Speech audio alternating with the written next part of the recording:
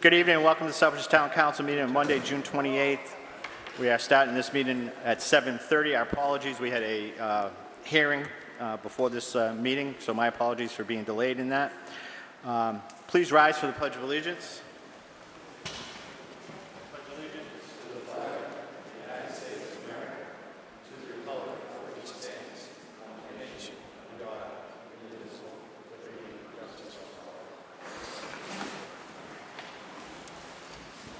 Roll call, Madam Secretary. Councillor Adams. Present. Councillor Catrona. Present. Councillor Daniel. Present. Councillor Jovan. Present. Councillor Lazo. Present. Councillor Marchetti. Present. And Councillor Ryan. Present. And just for the record, Councilor Steves, Councilor Dow are excused for this evening. Item 3, consider and accept the Town Council meeting minutes of Monday, June 7th, 2021. So moved. Second. Any errors, corrections, or omissions? Councilor Adams. Thank you, Mr. Chair, through you. Agenda item number 9, where it says Heath, it's the first line, should be Health, Board of Health. Board of That's Health. Oh, thank you. Any others? Okay, none. All those in favor as amended? All in favor as amended? Oh. Thank you. No roll calls. We're in person. Subcommittee reports. General Government, Councilor Steves is not here this evening. I know there is an item that we discussed with him that is on the agenda. He was okay with it coming right up to council. So. I believe it's, and then I believe there is a meeting tentatively scheduled for the 8th. The 8th. Thank you. Department of Public Works, Councilor Marchetti. Thank you, Mr. Chairman. Because of the heat, I'll try to be very brief. We had a subcommittee meeting on June 23rd. In attendance were myself, Councilor Dow, Steve Lazo, Councilor Vice Chairman Daniel, Chairman Jovan, Town Manager McCall, DPW Director Blakely. The requests of the agendas tonight, 24 through 30, are all DPW related, mostly transfers. There's a road improvement bid that we have to ratify. The only ones that we didn't discuss were agenda item number 26 and number 27 was put on tonight. Oh, I'm sorry. Agenda item number 29. We also discussed change order negotiations with Lynch for construction on the new paving options on Main Street. We discussed the status of negotiations with Whitewater for operation and management of the Southbridge water system, and there was a discussion of the deteriorating road conditions of Hudson Avenue and Ellis Road. Thank you. Thank you. Education and Human Services, Councilor Catrona. Thank you, Mr. Chairman. No meetings, no meeting schedule. Thank you. Plan and Development, Councilor Adams. Thank you, Mr. Chair. We had a meeting on June 2nd, items 31 and 34 on tonight's agenda. Our next meeting is scheduled for 6 July. That's it. Thank you. Protection of Persons and Property, Councilor Levin. We had a meeting, Mr. Chairman. We have agenda items and recommendations on them. No meeting posted. Thank you. Chairman's announcements. Again, given the heat up here, I'm just going to be brief, real brief. The only thing I want to say is this is our last regular town council meeting of this seated council. Just want to thank all the councilors that I have had the opportunity to work with this year and moving a lot of items forward. I think we've got a lot of work done. I've had the pleasure and the honor to be the chairman for the last 3 years, and this will be my last public meeting as chairman because I have announced to other councilors that I would not seek a 4th consecutive year of chairmanship. It's time to turn the reins over to someone else. But I just really want to thank all the councilors, all the chairmen of the various subcommittees. I think over the last 3 years, if anything, we've gone by the mantra that I've always tried to instill as chairman when I was on the school committee as well as here, is to agree to disagree and debate the position and not the person. Respect everyone's opinion, and hopefully, to the best of my ability, I've been able to accomplish that. I look back over the last 3 years. I came on board here with Councilors Adams and Daniel. And I want to congratulate them on their re-election. I look forward to working with them in the upcoming year, as well as my colleague, Councilor Lazo, who I've had the fortune, maybe sometimes I say the unfortunate, but no, that's just kidding, to serve with not only here, but school committee for well over probably 20 years now. So good, healthy debate on the council is never a bad thing. And we did, if we look back, maybe a year from now, we'll look back at the last 3 years of what we've been able to accomplish and some of the issues that we've had to hit head on just from a moment that Councilor Adams, Councilor Daniel, and I got on board here through Casella settlements and pavement management and pushing these things forward that have been left dormant for a long time. And with our new town manager, I'm very proud that that's an appointment that as chairman I've been able to lead.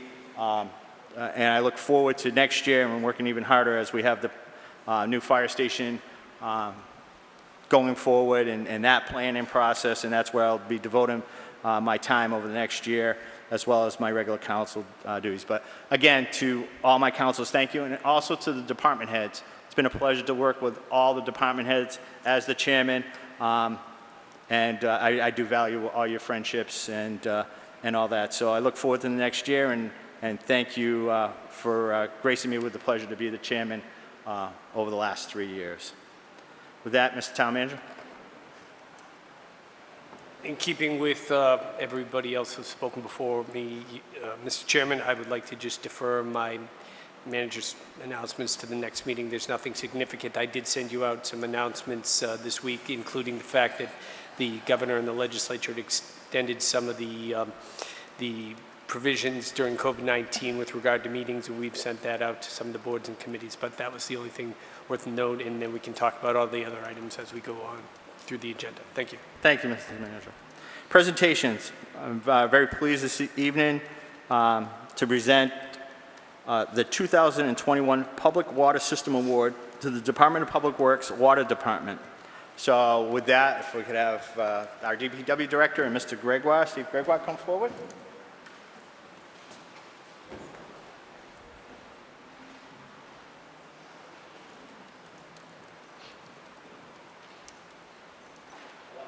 Let them give a few words, but I'm very pleased.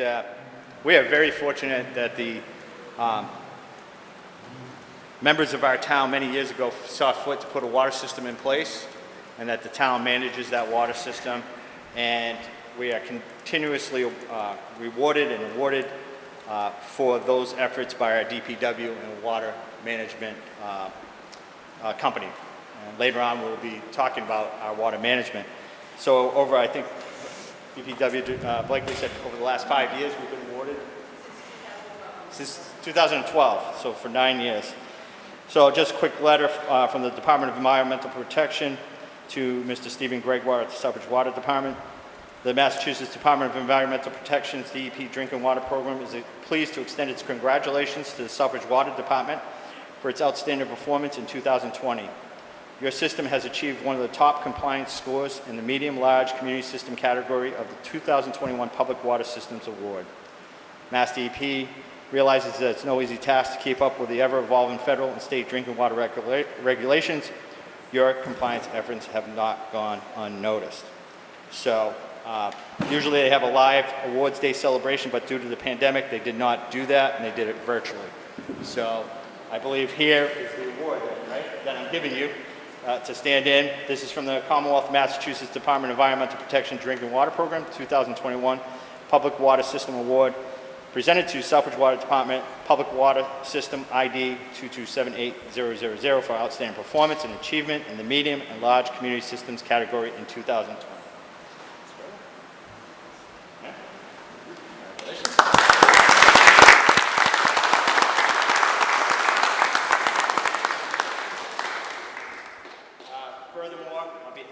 State Senator Ryan Fatman. Commonwealth of Massachusetts State Senate official citation. Be it known that the Massachusetts Senate hereby extends its congratulations to the Southbridge Water Department in recognition of receiving one of the top compliance scores in the medium-large community system category of the 2021 Public Water System Awards Program, and be it further known that the Massachusetts Senate extends its best wishes for continued success, that this citation be duly signed by the President of the Senate and attested to, and a copy thereof transmitted by the Clerk of the Senate, by the President of the Senate, Kara Spilwick, Clerk of the Senate, Michael Hurley, offered by Senator Ryan Fatman on June 1st, 2021. Congratulations. All right.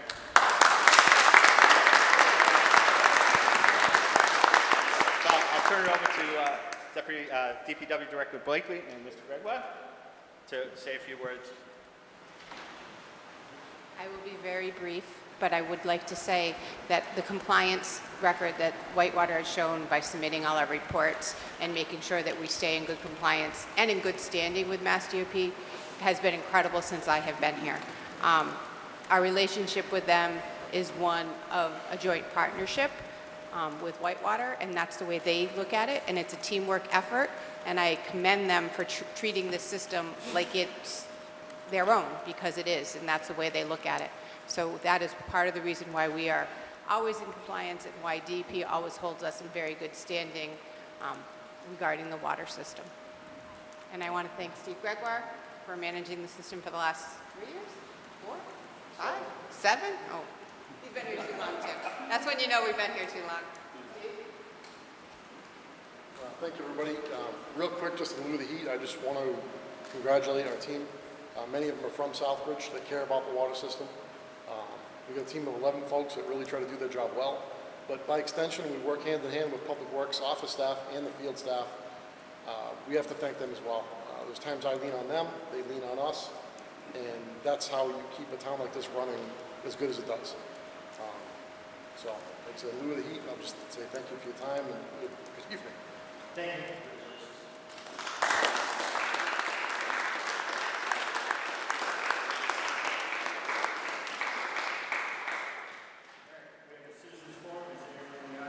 To address the council on anything. Oh, we have the other presentation. Jeez. I was ignoring you, Peg. I'm sorry. No. Peg Dean, the second presentation. Economic Development Town Programming. Report on Community Survey by Olivia Knightley, intern. Good evening. Good evening. You don't look like Olivia. I'm not Olivia. I'm the intro to Only Olivia. because I have seen her on Zoom before. Let's make that clear. I was going to make it clear.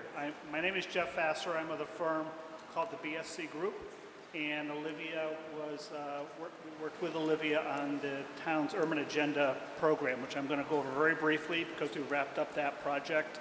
I'm going to give a quick overview, and then Olivia is going to talk a little more detail about what her involvement was.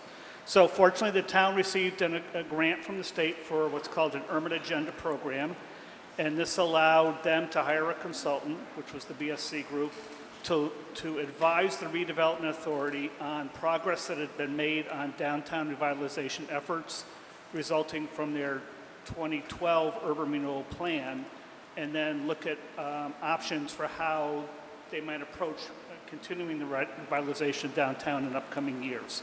So basically advising them what should the next step should be, what should they be thinking about for the next 10 or 20 years. So I'm just going to quickly go through our findings. We're going to be providing a full report to the redevelopment authority, so that I'm sure will be available once we submit that to them.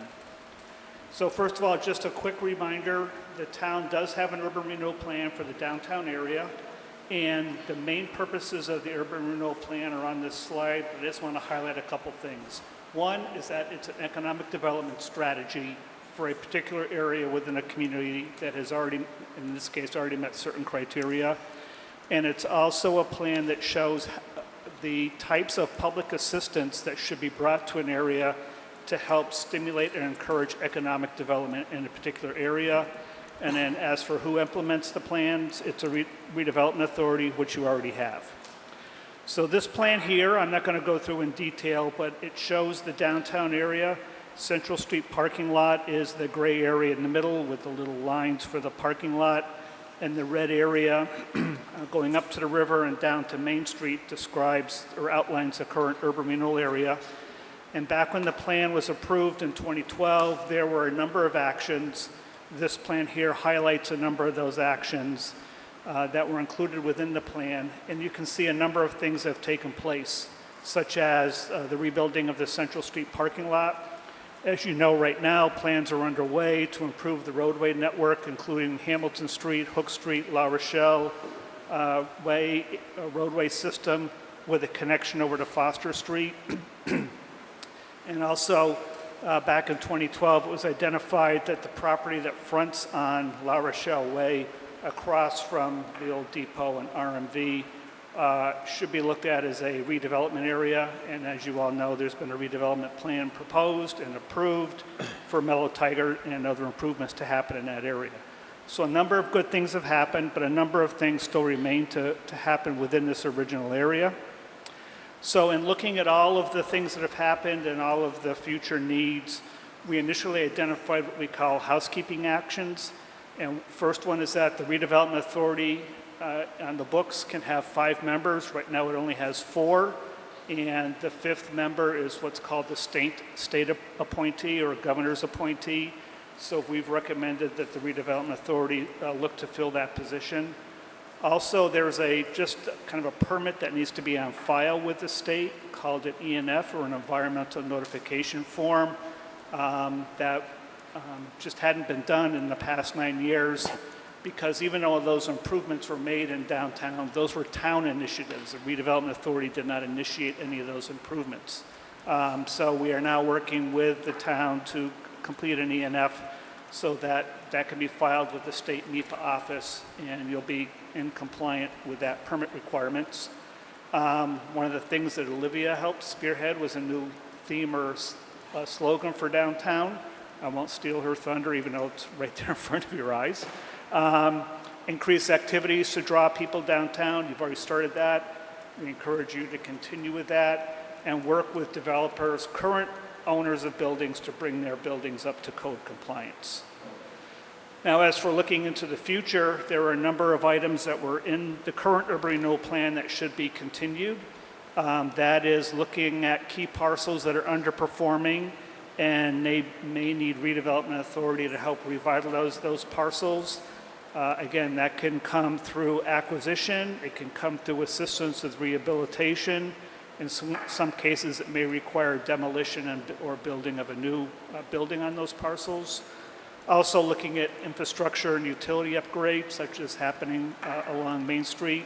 We've been made aware similar improvements are needed along Central.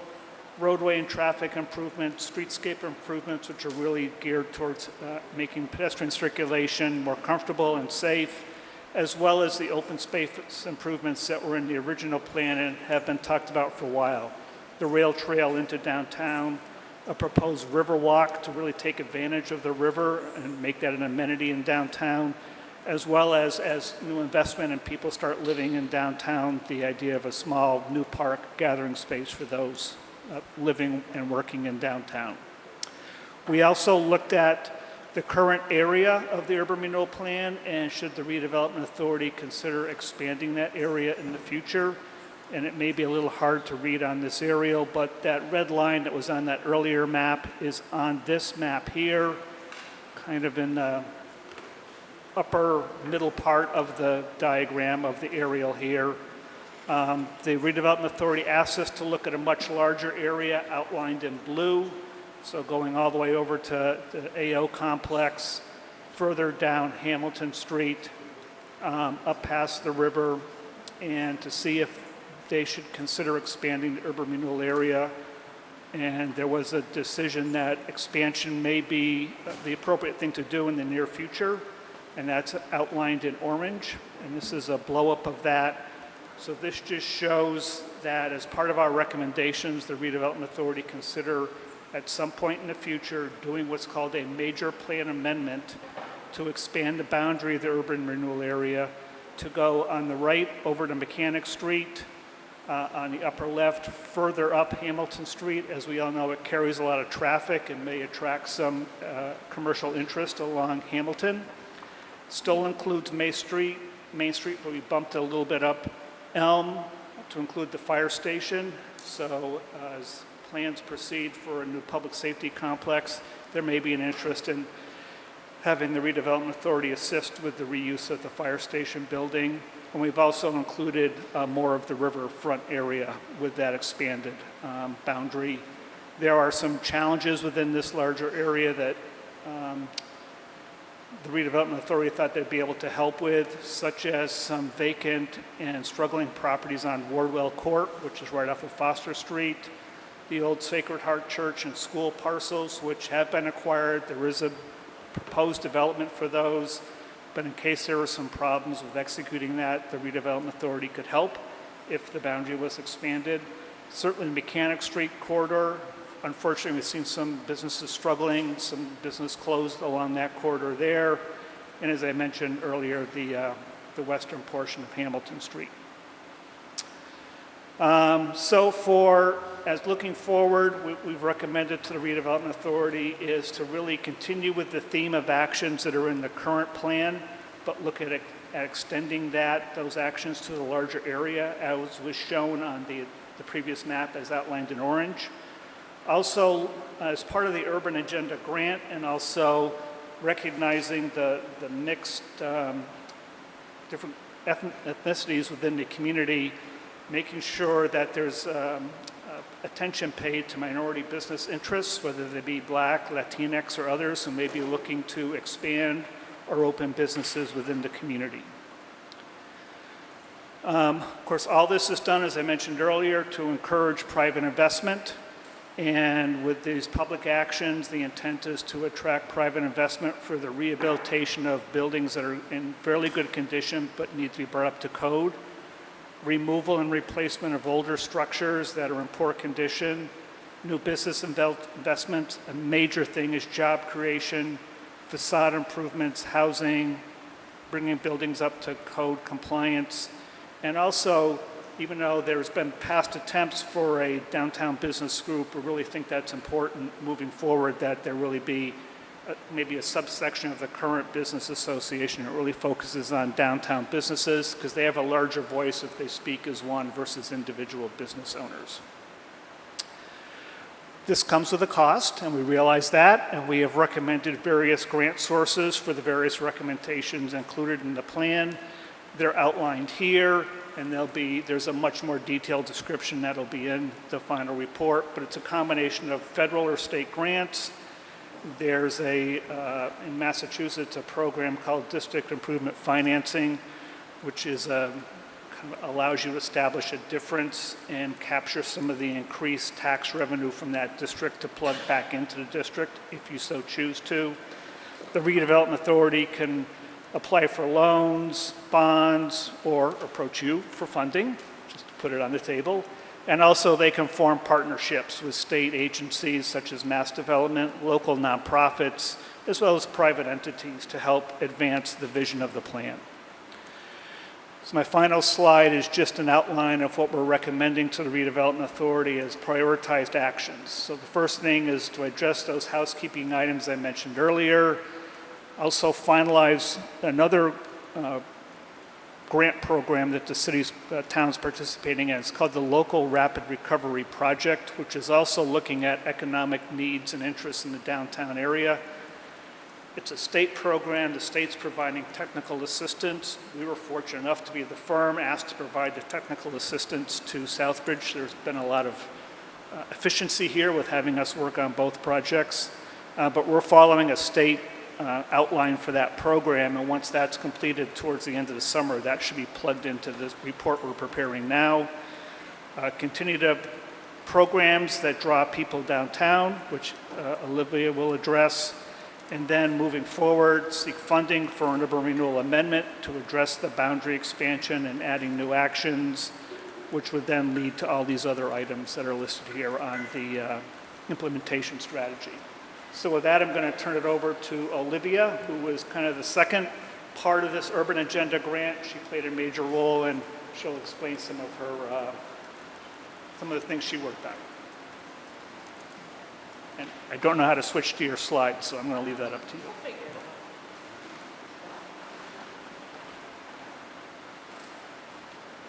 Hi, everyone.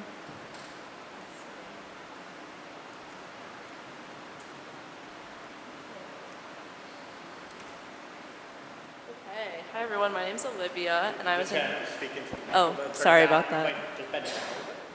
Is this better? Yeah. Cool. My name's Olivia Knightley. I was an intern with PEG in Economic Development, and I feel very lucky to have had this opportunity to work in Southbridge and organize some local community programming and work alongside Jeff and the Redevelopment Authority and learn from everybody there. So I'm going to talk a little bit about my experience here and the survey that I conducted down at the Central Street parking lot events. So to give you some context a little bit more about what I've been working on, down at Central Street, I'm sure you've heard some music downtown on weekends, and we utilized the Urban Agenda grant to engage the community through arts and culture. At these events, I had the opportunity to speak with a lot of locals and hear their hopes and visions for the future of their community. I also was able to sit in on redevelopment authority meetings, which gave me some more insight onto the history of Southbridge and what is in the process for the future, as well as the delicate process of redevelopment, which we know is tried and true, a delicate and difficult thing to do, and as well as hearing about future recommendations from the BSC consultants. And then the community survey, which I conducted to attempt to better understand what residents desire and what resources are needed presently in the town. So here are just a few slides for context if you weren't able to make it to the events. I know Councilman Adams came to a few. It was really nice to see some support from the community as well. And in the community survey, I asked a lot of questions about how people feel about decision-making, what services they feel like are lacking in town, and I have provided some demographics about who filled out the survey, and we did have a large Latinx population respond, which was good because I feel that it's always nice to reach out to the communities that are growing in town. And over half of the respondents said that they feel a strong sense of community present in Southbridge, and that definitely emerged at the Central Street events. However, during those conversations that I had with a lot of the attendees and through the survey, we discovered that people are seeking more youth programming, parks and town events, more community partnerships and interagency collaboration, more participatory decision-making and governmental transparency. Some folks talked about they would like to see a community bulletin board or something easier for information sharing if older populations don't have access to technology or are struggling to access like Facebook Live or the streaming services that you provide. Addressing concerns of absentee landlords and accountability was also another concern that was voiced to me a few times, and as well as in the survey. And I'm sure that these are all things that you've heard about and are aware of, but it's always good to hear it from the perspective of the community. And then as far as residents' perspectives on decision making, out of 46 responses, 56.5% of the respondents said that they did not know who their town councilors are.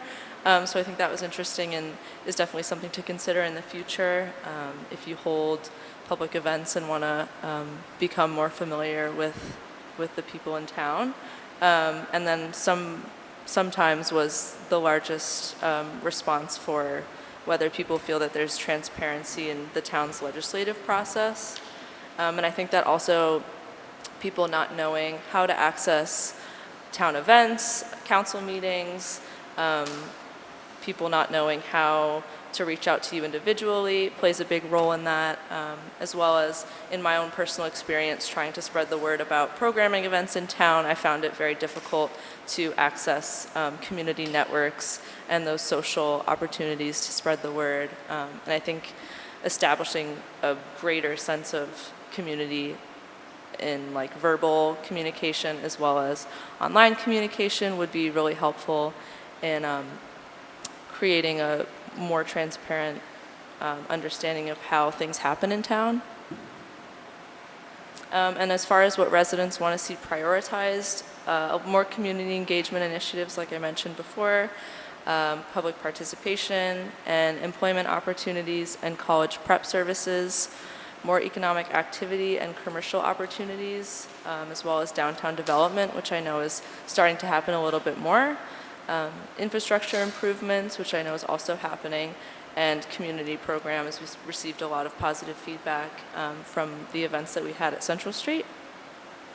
And then just a few direct quotes that I found insightful. The first mentioned, a strong interagency collaboration would be super beneficial to the town, especially geared towards the youth. They have the ability to shape the town's future while also helping to engage their parents and friends, etc. Maybe work with the schools to teach about the democratic and legislative process and the ways in which they can help influence change in the town. And coming from Worcester, I know that there's a lot of youth striving forward and doing a lot of change making in town, and I think that's a really great place to start. Someone else mentioned having more community events, like they used to do back in the day, like block parties, which I think was reminiscent at the Central Street events. People also want to know that their vote counts, and not just, people in the office making decisions. So more transparency, like I mentioned, and communication regarding decision making. Some folks wanted more email blasts, information on Facebook, and it was voiced that a lot of people don't hear about things until after the fact or it's too late. So being on online and having your presence heard beforehand, I think, is challenging, but can be done. And then I know also there are initiatives to make the parks and skate parks better. So I think that's going to be greatly appreciated by people in town. And then they also, we had feedback about finding ways to bridge more community and bridge the gap between different races and socioeconomic groups in town to find more stronger community. And then as far as like my personal takeaways, I've seen that Southbridge is very vibrant and holds a lot of potential as like a historical location in central Massachusetts.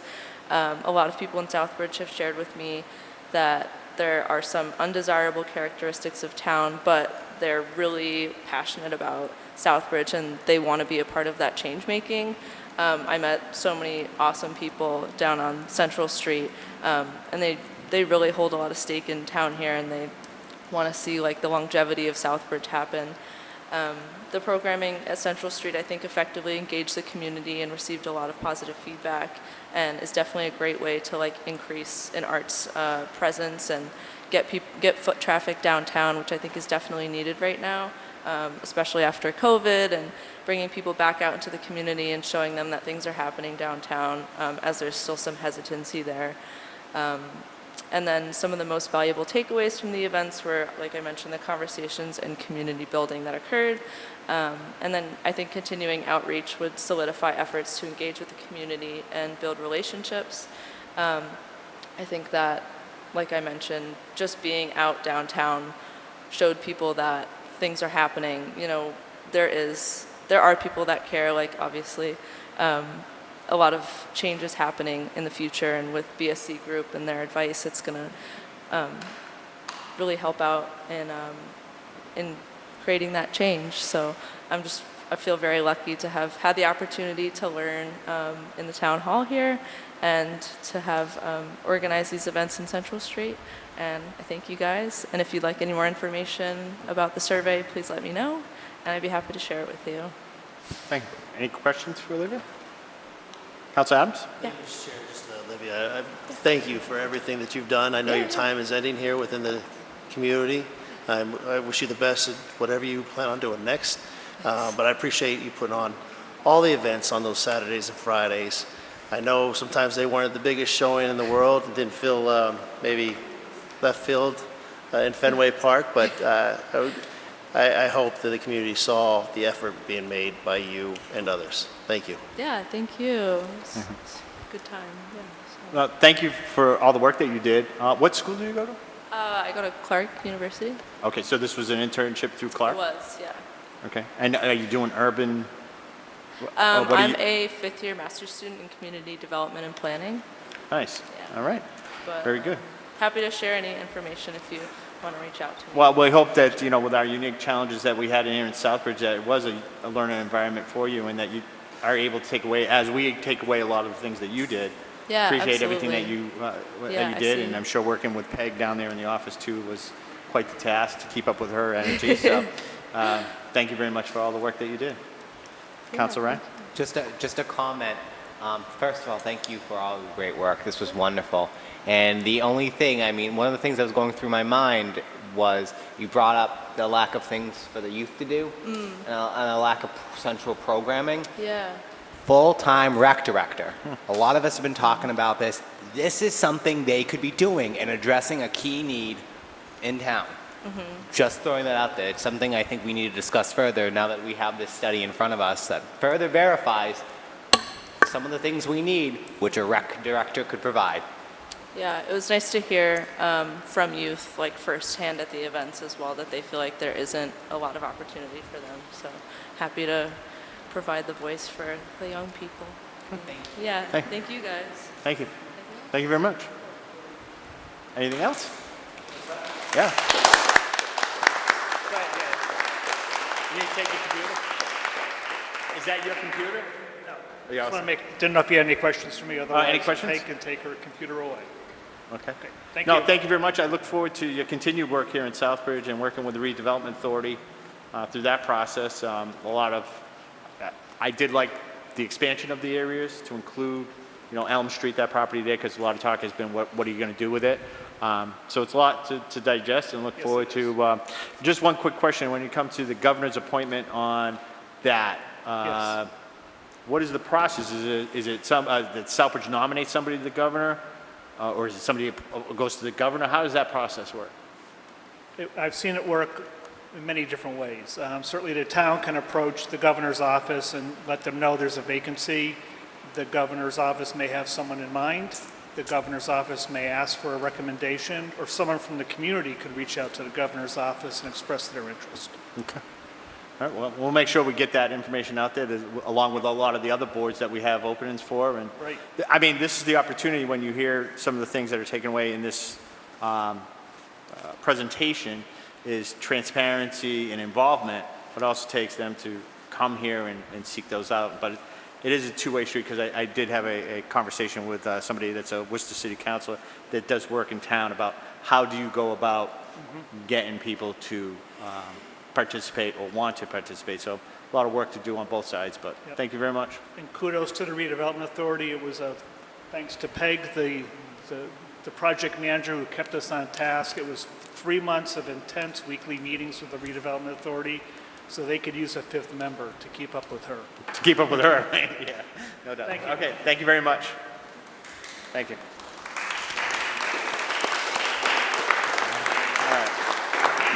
All right. So Peg, I'm okay to go to Citizens Forum. Is there anyone in the audience that wishes to address the Town Council on anything not on the agenda this evening? Anyone in the audience wishing to address the Southbridge Town Council on anything not on the agenda? All right, seeing none. Item 9, review, discuss in accordance with Mass General Law, Chapter 143, Section 6 through 12, the Department of Inspection Services request to seek the Town Council's vote to order the Inspector of Buildings to enter upon premises located at 61 Idlewood Street with the necessary workmen and assistants, and cause such unsafe structure to be taken down or act in any relation thereto. So moved. Second. Okay, Council Lazo, do you have anything to add, or you want to go straight to the Town Manager on this? No, I mean, This was taken up in PPP. We had discussion. yes, we had a recommendation. There was no recommendation, but it was to push it forward. There were some logistic, legal issues that we needed to iron out, but we didn't want to stop it because it's an issue of urgency. Thank you. Mr. Town Manager. This evening, we have Mr. Pelletier. Both Mr. Pelletier and I have been, as well as Mr. Julian, have been going back and forth. There have been some developments since we were at the subcommittee. Mr. Pelletier was out of town, but Mr. Julian attended the hearing with our local counsel, Attorney Caprera, and I guess I could say, much to our dismay, the judge took a turn in the course of this proceeding and basically stayed the raising of the property and essentially told us that we either let Ms. Wayne back in the property or we would place her into a hotel until such time as she would have a further hearing on the matter. And I have Mr. Pelletier here. Did I adequately characterize that? And asked us to pursue a receivership at the same time. Thank you. We brought petition to the court, asked the court to enforce a Board of Health order, common practice by the Board of Health, also to enforce a building department order. The judge left the petition on the table, didn't comment on the petition, and as Mr. McCall, as the town manager just stated, issued us an order to either let her back in or to put her up in a hotel. Additionally, she issued an order on us to seek a receivership. Per the subcommittee's request, we went out and got prices to clean the property, not to repair the property, to clean the property. Prices range from $38,000 to $58,000 just to clean. The $38,000 did not include removal of the odors, which would incur removal of floors, walls, ceilings, because the odors are all going to stay in them. So just to clean it is going to run us in the range of $50,000. The property is less than $200,000 value. So once we put $50,000 to $60,000 into the property, once we put another, like Julian is my expert on construction, but he said better than $100,000. We've got rotted sills there. We've got rotting walls. We've got concerns. We're looking at almost the value of the property to bring it back. So I would encourage this board to... Can you speak in the mic? Because I'm sorry. put your head down. I'm just frustrated as heck.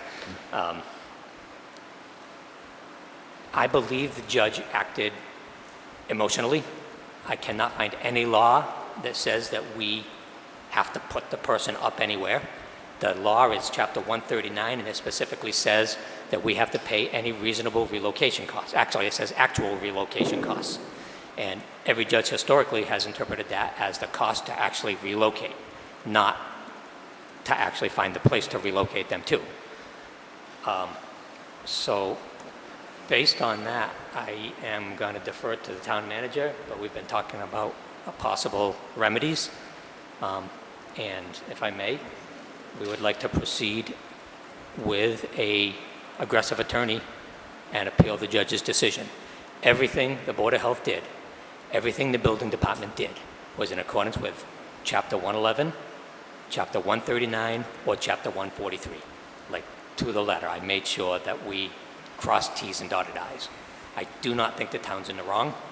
I believe the judge acted on emotion rather than on any existing law. So I would like to push this back to the courts and say, what's your justification for doing this? Mr. Town Manager? So relative to what Mr. Pelletier said, we had a conversation, Mr. Pelletier and I, along with Mr. Julian this afternoon, about what we thought might be the appropriate legal action going forward. I consulted with one of our counsel, Attorney Caprara, and we talked about the fact that he has other ongoing matters for the town in that particular court, and the strategy may be to utilize one of our other special counsel who specializes in that type of work to aggressively take on an appeal, essentially, of that decision. Because the concern we have here is any type of precedent. Because when we looked at the law, and we discussed this before, as Mr. Pelletier said, it looked that we were well within our rights to exercise the authority that they did based on two sections of the law, one under the building for condemnation and the other under Board of Health for the unfit for habitability. And within those sections, the only time that the towns are required to pay for anything is there are certain requirements for relocation costs. In this particular instance, we're being asked to house an individual for the foreseeable future, depending the outcome of this. We're not really sure how long this will go for. And we're just concerned, you know, this may not be the only instance like this. I mean, I've been here not quite a year, and we've had similar instances, and we don't want to be in a position where we have to keep going back to court and finding ourselves in this situation. So we feel it's prudent to take a slightly different track with our legal strategy, and we've already started this afternoon to change that. We're going to have a meeting of council and hand over the case to someone who specializes in that type of an appellate process. Questions? I just, to the quotes, so if the town spent 38 to 50 just to clean, if that entitled ripping up flooring or whatever, is the town responsible to put the flooring back to the state so the person could move back in? Or is it just that, hey, in order for us to clean this out, we have to take, how does that work? My department was instructed by the subcommittee to get a cost to clean the property. Once we clean, if this council chooses to clean that property towards making the building rehabitable again, once the property is cleaned and we can get access to the property, we would send a architect, engineer, or a capable contractor in to do a complete assessment of what it would cost to repair the property. and then the council would have to vote if they want to invest that type of money back into the building. If in the end the council did, we would restore it back to habitable condition, safe condition, and we would put a demand against the property, which would become a lien upon failure to pay that demand. But the property would become habitable again, and the owner would be allowed to move back in.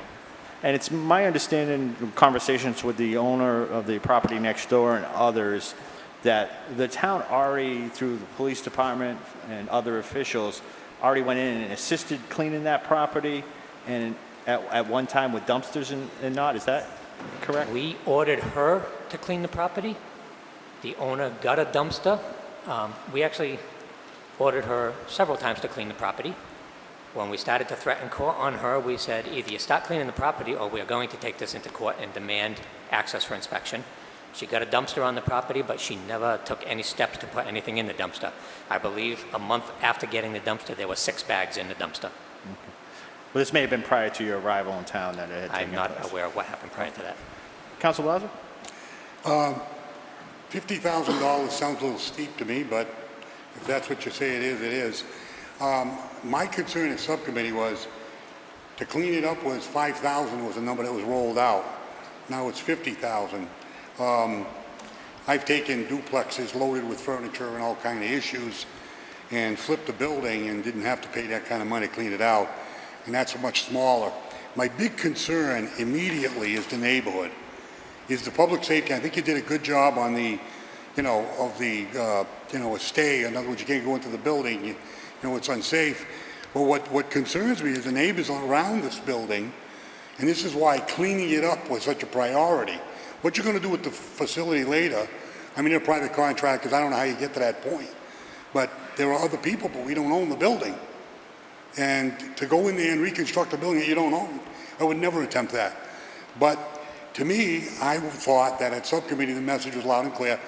Go in there and clean that building and secure it where the neighborhood doesn't have to put up with odors, rodents, just a dilapidated look about what it is, like the grass growing in and stuff.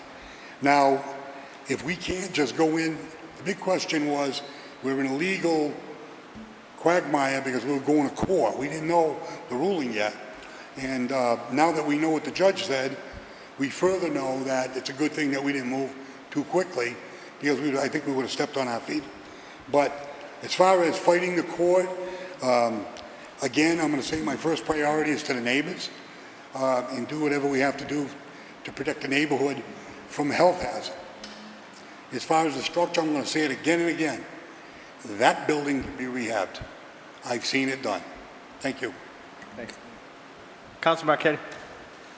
Thank you, Mr. Chairman, through you.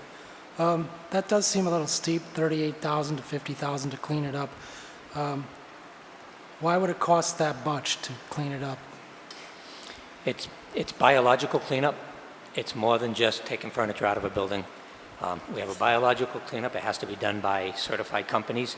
The companies additional to the cleanup have to get the smell out, which includes ripping up the floor, the subfloor, the wallboard, kitchen cabinets. Basically, this building will be down to studs when they're finished.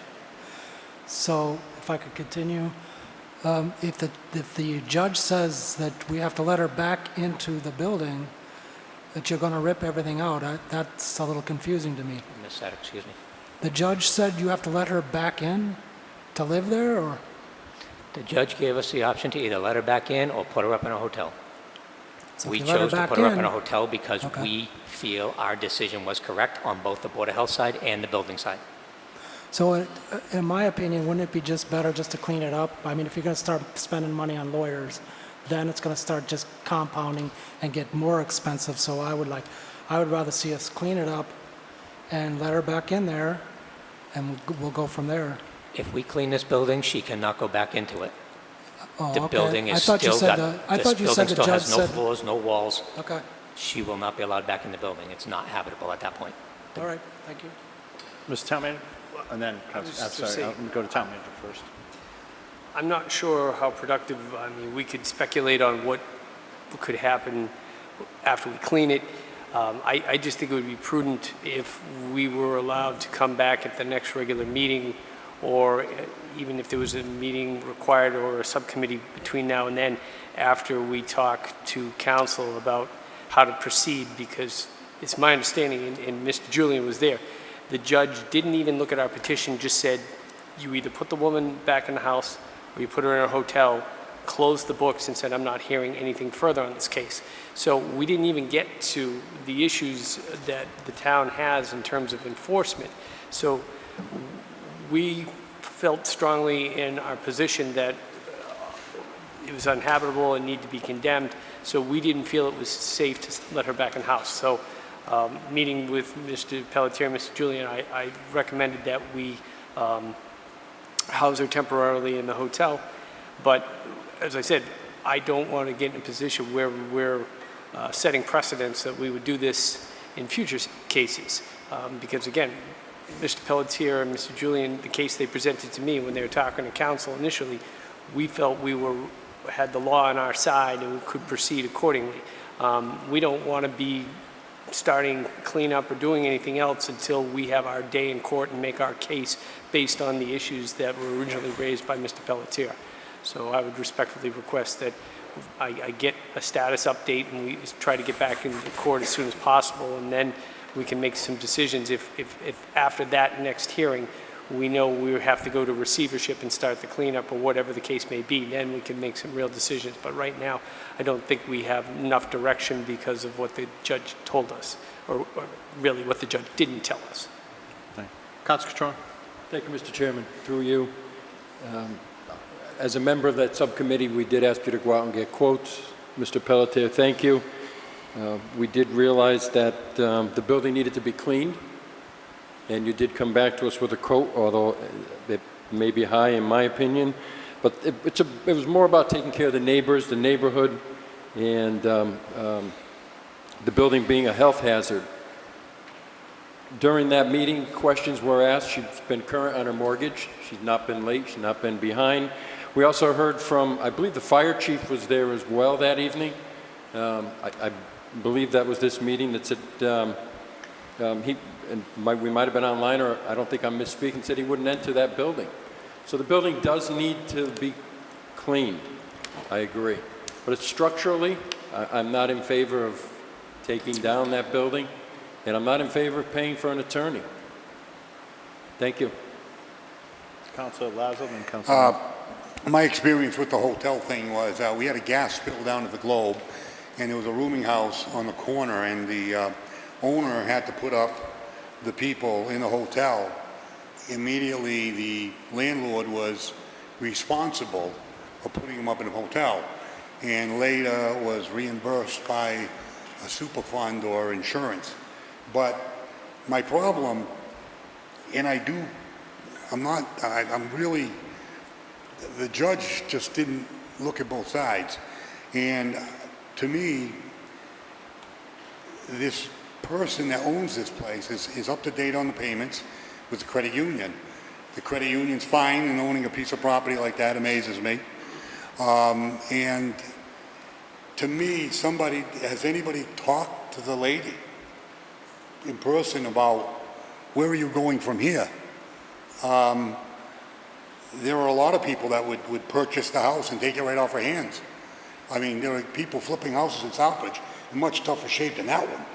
And yeah, and I'll tell you what they're paying for them, and you'd sit there and say, wow, but this is the economic times that we're in, and they're not going to be like this forever. But again, it goes right back that I don't want to do anything to get ourselves in a lawsuit.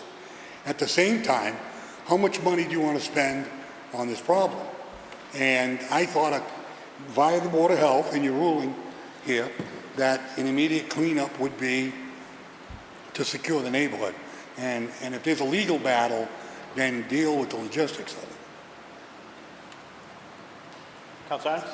Thank you, Mr. Chair. Just hypothetical, how long would it take to put this back in the courts to appeal this, Mr. Town Manager?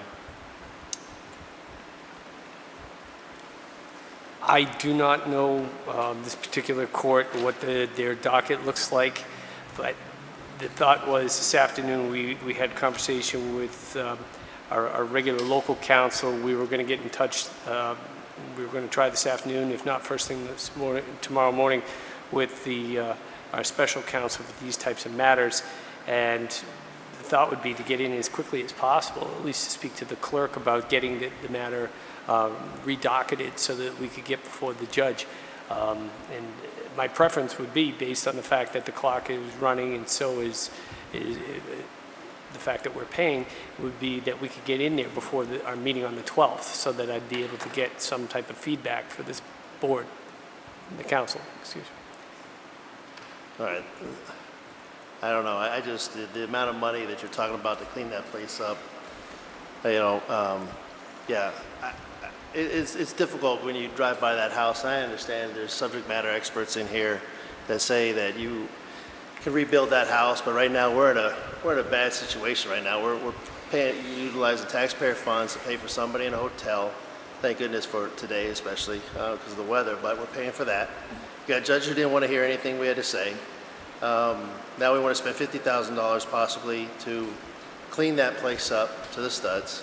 Then we want to spend money on another lawyer, and we're spending money all over the place, and before you know it, who's the next person that's going to come down our loop and say, you know what, I want you to take care of me too at the same time. Not sitting there saying there may be some mental issues at this point in time with the owner, but how many are we going to go through here? I don't want to spend $50,000 on utilizing taxpayer funds at this point in time to clean the place up. But I also understand the neighbors. They wanted, they don't want to smell her house every single day. So where do we go at this point in time? I haven't figured it out yet, but I'm not really keen on spending $50,000 taxpayer money to clean somebody else's property at this point. Thank you. Personally, I would like the town manager to seek review with our special counsel, because no different than the animal control. There was an order. We support our department heads. This was an order. Condemn the building.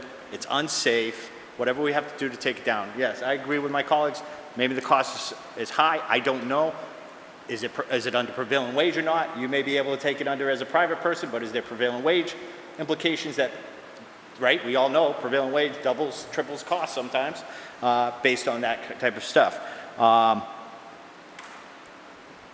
For a judge not to apply the law and just try to fluff this off as to you just put her up in a hotel or let her back in the house and not looking at these photos is criminal on that judge. Maybe this should be judge reform, because he didn't even look at the evidence that was presented. To tell the town, take the padlocks off and allow an individual to move back into this house. I feel for the neighbors, but any judge is not worth the salt that said, go ahead, town of Southbridge, let her back in that environment.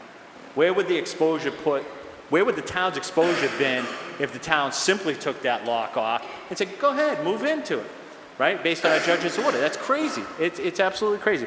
I agree with the town manager's recommendation to seek review with a special counsel, go back in court. They put a stay on us, right? Is that what they put, a stay? What's a stay? To take it down? We can't take it down, right? She did not rule on the petition. So didn't rule on petition at all? She ignored the petition. So, yeah. And actually, she made a ruling on something that wasn't before the court. Right, and that's where there's judicial review. That's where you have appeal, right? Mr. Town Manager, you're shaking your head. Am I on the right track? I don't know. I think we're going to go around in circles. Yeah. The only thing we can do is try and get back there and get back an in the answer court. for the. Yeah. And move it forward. Mr. Council Adams? Thank you, Mr. Chair. Just a quick question to Mr. Pelletier. So how much would it cost, this an estimated cost here again, hypothetical. If we were to clean that house up, $38,000-$50,000, how much would it be if the judge turned around or they came in and said, you can't rebuild that house, it needs to be torn down because it's a serious safety issue, it can't be rebuilt? How much would that cost?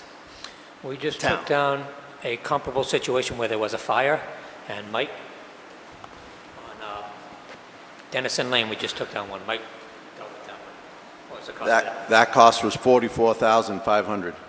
Now, let's just say we don't clean that place up and we tear it down, or we get the order to tear it down, or whatever, whoever gives us the authority to tear it down. How much would that cost?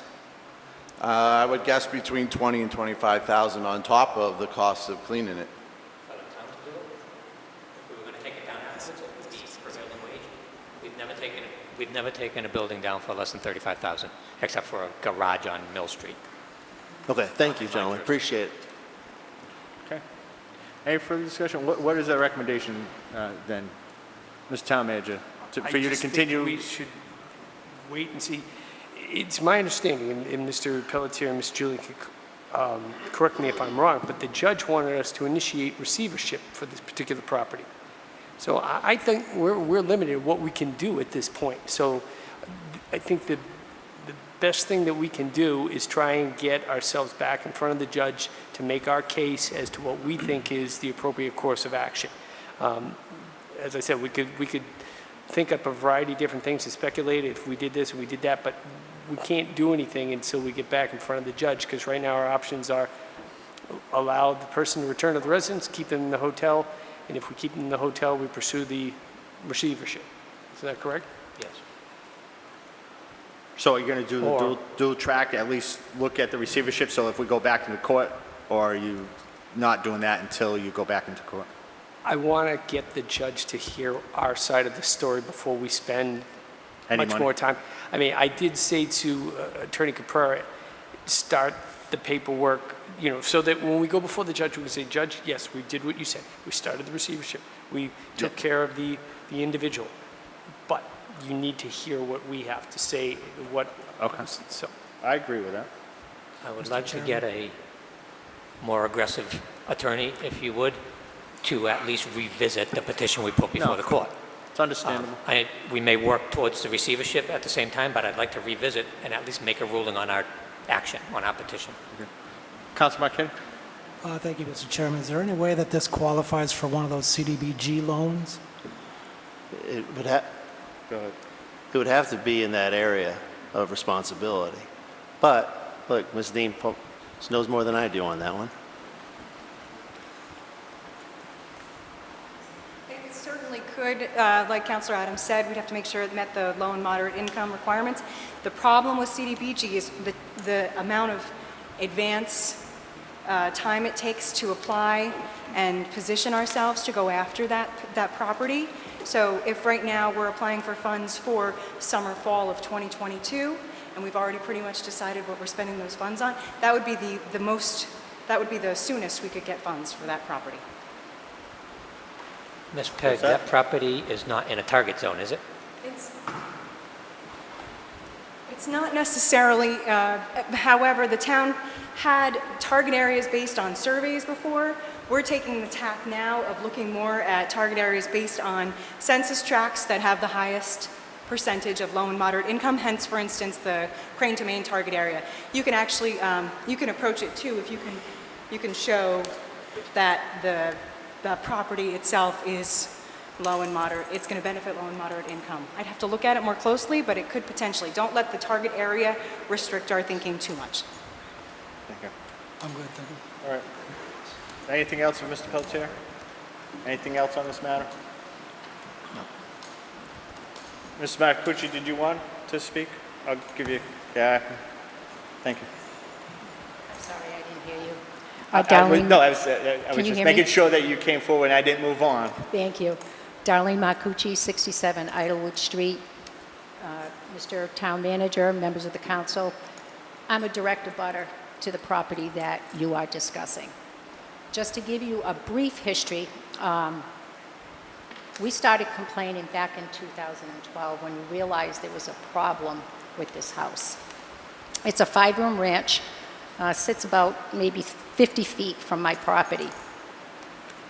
Over the years, this woman has had 3 dogs, a few birds. We've been living at that site for about 38 years. Never once, well, I can't say that. 5 times in about 38 years, we've seen the dogs outside. So you know what's happening inside. The property's never been maintained. The smell of dog defecation and human defecation, and that's what Mr. Pelletier is talking about, politely, it stinks. I pay my taxes, I pay my water, my sewer, I pay anything the town asks me to do. The only thing I'd like back at this point is some clean air. I've had members of the Board of Health, members of this council up to our area. We can't go out in the front. We can't go out in the back. There's been a shed that's been knocked down since we had that little microburst maybe 12 or 13 years ago. We have rats, we have mice, we have skunks, we have snakes. Now we have flies. Why? Because the house is infested with animals. Mr. Pelletier won't tell you, but I'll tell you, it's floor to ceiling garbage. About 8 years ago, when retired Police Chief Charette was chief, and actually Chief Woodson was the lieutenant at the time, they came up along with members of the Southbridge Fire Department. They brought a dumpster, fire department personnel, Lieutenant Woodson, Chief Charette at the time. They cleaned her property. That was it. Now advance 10 years. I've been to the town manager, I've been to the Board of Health. This is the point of where we're at, and I'm asking you for your help. I can't have my family over. It smells of raw sewage. What's going to happen, and I want you to think about this seriously. Let's say, and I hope it doesn't happen because the place needs to be knocked down. It's condemned. The fire department's ready to put an X on the building. For what, a frame? How about our health? I'm a taxpayer. This person's getting more help and more attention.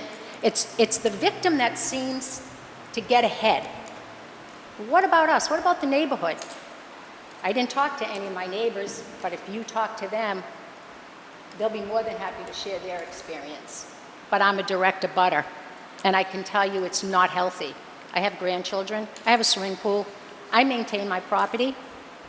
You know, the thing of, well, if it's not maintained, let the town come in and, we'll pay some. What about if nobody in town took care of their property? Where would we be? It can't get any easier for people in Southbridge. We have curbside trash pickup. You know where her trash is? For the past 10 years? In her house. And I'm not berating the lady, believe me, I feel sorry for her. All you had to do was take a dumpster out and put it at the end of your driveway. She couldn't do that. She piled it in her house. This is the second time a dumpster's been there. Nothing's been put in it. There's an issue, there's a problem. I don't want rats anymore. I don't want mice, I don't want snakes, I don't want raccoons. Now we got flies. So you have someone that comes in, biohazard team, hazmat. I don't even know if hazmat would work for them in that suit going in there. Talk to this gentleman, he went in. It's a 5-room house. You know how many rooms he got into? 2, because the trash is floor to ceiling, human defecation in cups, because you can't access her bathroom. Couldn't access the other 3 rooms because it's floor to ceiling garbage. And I just want you to understand, I'm that neighbor. I thought I liked Southbridge. I thought I loved Southbridge. I don't know. I've been fighting this for 10 years. I need your help. I need your help as my representative. You know, when you hear $50,000, well, I think it could be cheaper. Knock it down. Spend $28,000 and get rid of it. Help the neighborhood.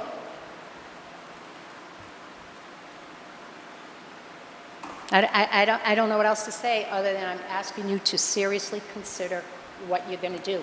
Another thing I was thinking, hazmat goes in there. Let's just say this council, whoever, agrees that they're going to clean it up. Well, I live right next door. So now you have a team come in and clean it up. You're not going to clean that house out in a day. So what happens with all that biohazard material that's got to be taken out, red bagged, dumped? But what happens to I can hear the creatures now. The mice are stirring, the rats are stirring. What happens the next day when I'm subjected, my family, my grandchildren are subjected to that odor and that stench? I maintain my property. I would hope people in Southbridge have a little bit of pride and maintain their property. That's what makes it a nice town. We've been dealing with this for 10 years. Now I hear it's got to go to court and the judge threw it out, and no fault of yours, obviously. But I'm asking you to please be aggressive. My health. I give what I can to Southbridge. All I'm asking for in return, and I'm not being facetious here, I want clean air. I want to be able to go out in my backyard or my front yard and breathe clean air. I'm not asking for anything else. So please listen to the experts. Listen to these gentlemen. If they're suggesting and recommending to knock it down, that's what you pay them for. Their recommendation. Thank you very much. I didn't want to be on a little soapbox here, but it's been 10 years of sheer frustration. Thank you very much. No, Mr. Chairman. Council Marquetti. Thank you, Mr. Chairman. Ms. Marcucci, I'm agreeing with you, but I think it needs to be done now, and if we're just going to keep going back to the judge and hiring lawyers to do it, I agree with you. It needs to be cleaned up now. I don't know about tearing it down, but I think that tearing it down, they're still going to have to clean it up. I can't imagine they can come in with a bulldozer and just put that thing down and have all those rats and everything else go flying out of there. So I agree, it needs to be cleaned up. I'm just looking for a way for us to be able to get the money to do what we need to do, and that's why I suggested CDBG. It's a loan. It goes on their property. Once the property is sold to whoever, they have to pay it back.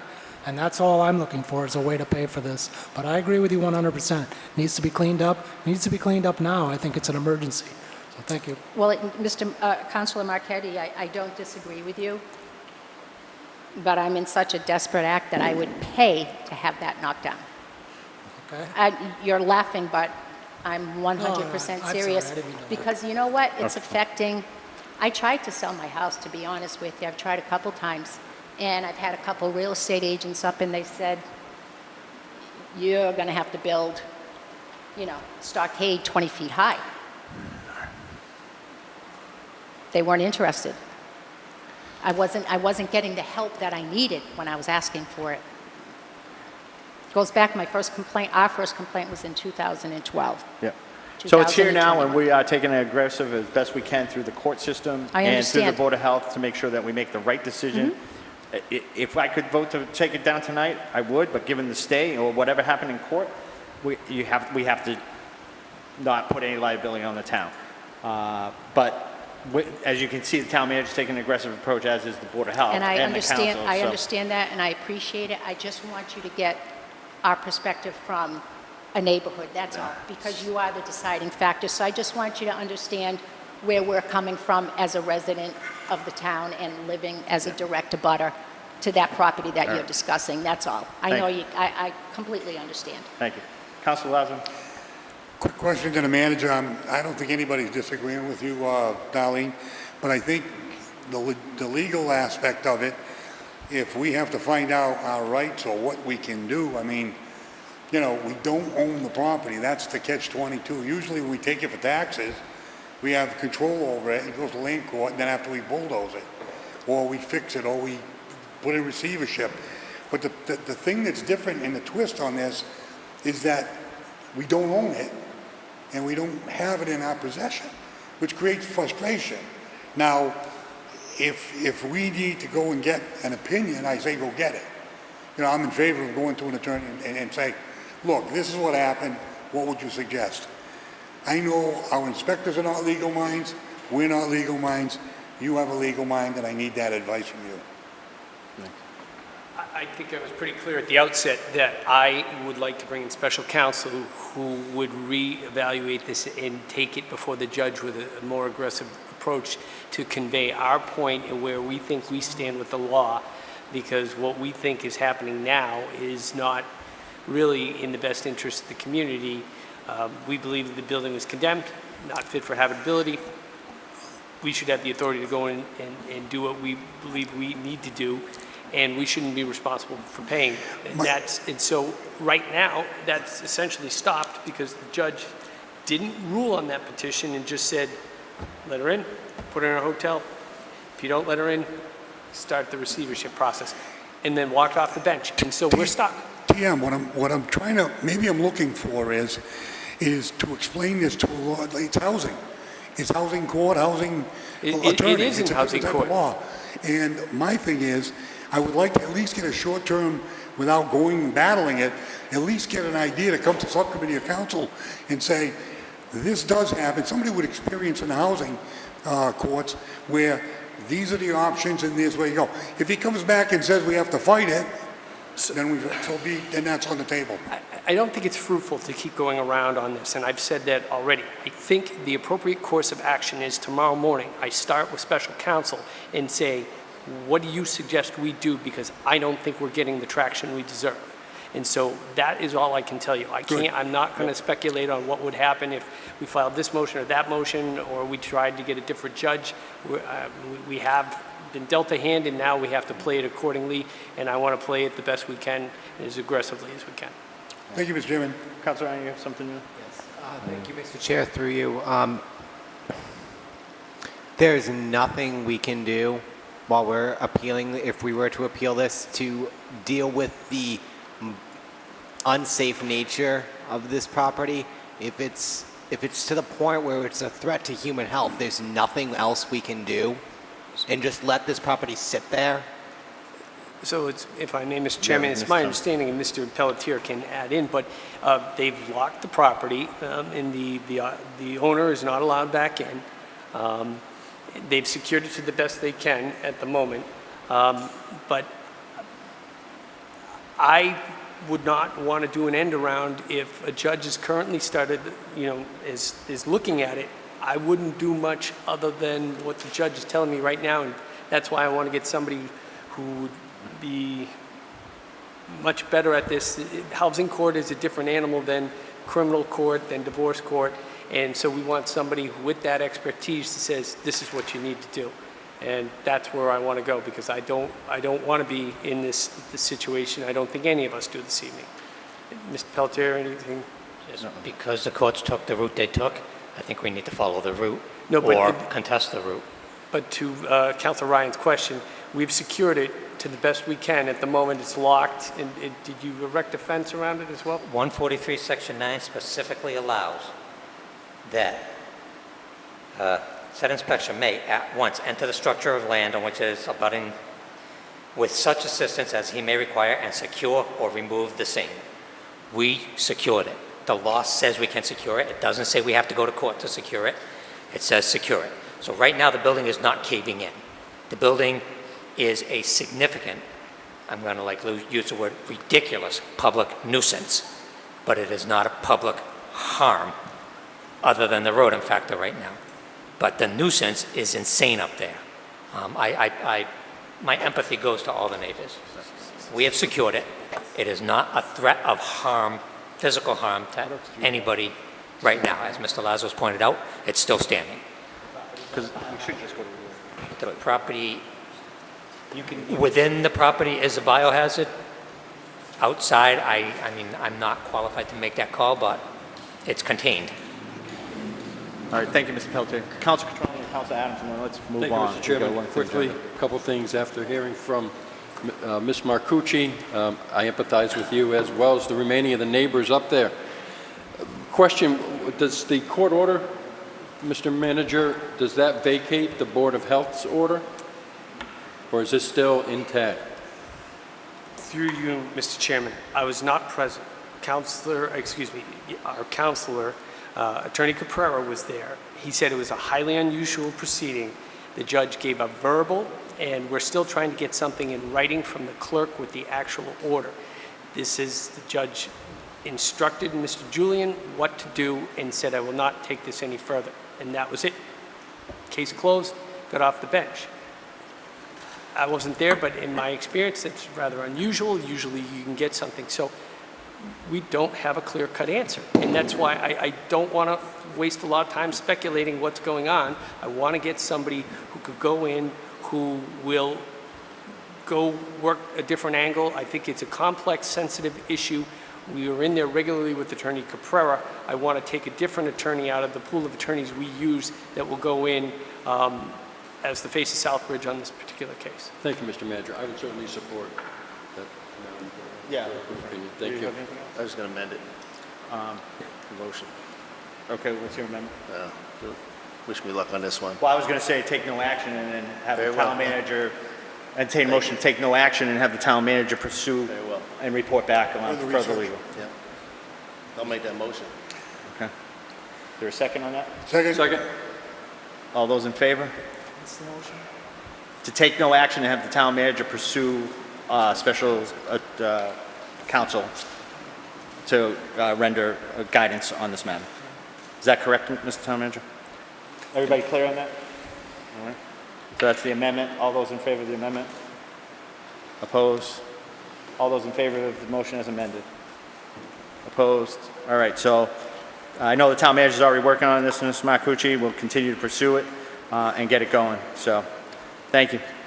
Chairman, council members, thank you. Thank you. Thank you, Andy. Mr. Chairman, just a quick note, can you keep the neighbors abreast of what's going on, especially the abutters? Thank you.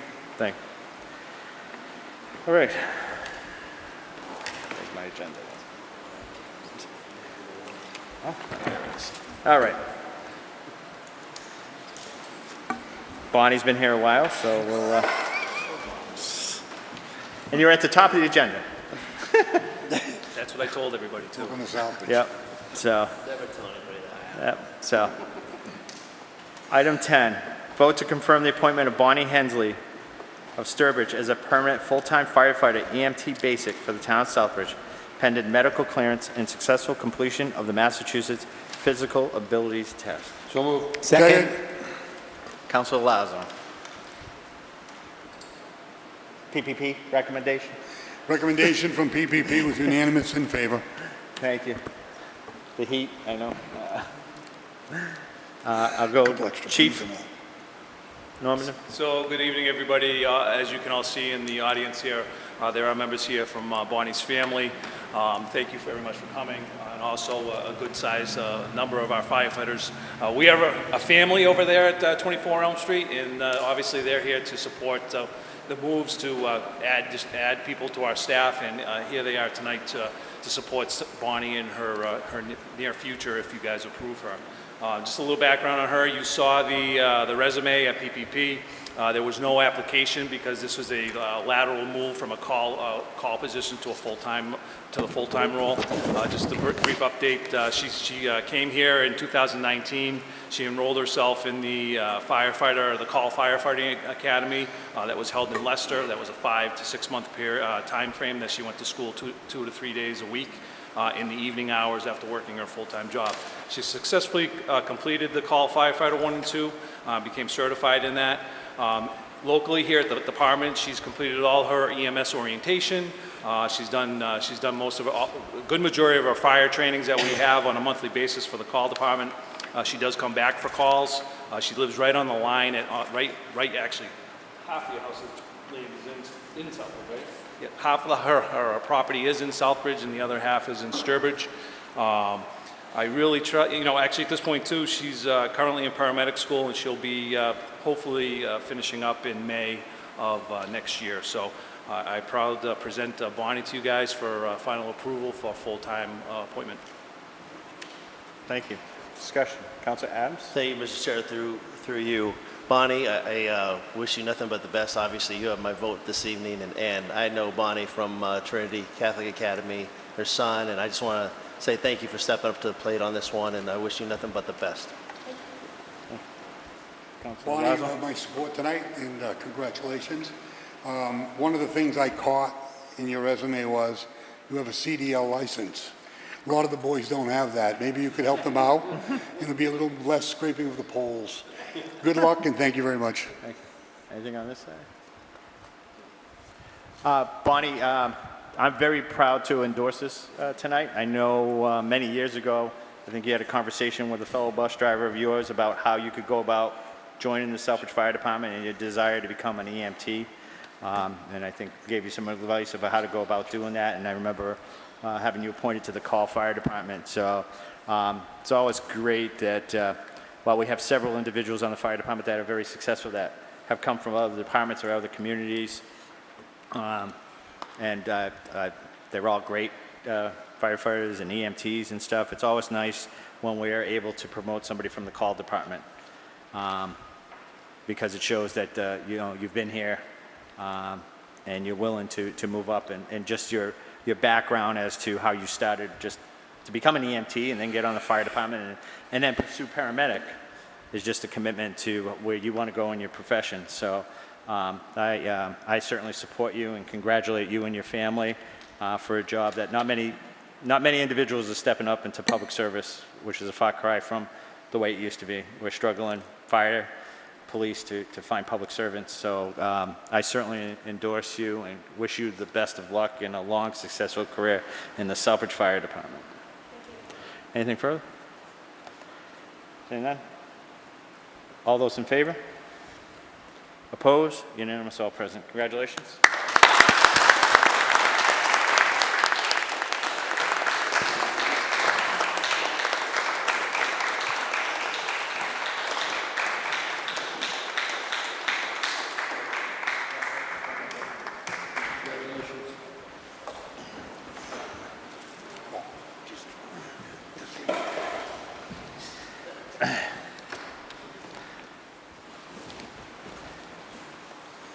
No speech? So we're going to take a 5-minute break to allow us to go to the restroom because there's a lot of family members here and everybody's going to clear out and there'll be nobody except a couple department heads here. So let's take 5 and we'll come back, given the fact that we've been going at this a few hours.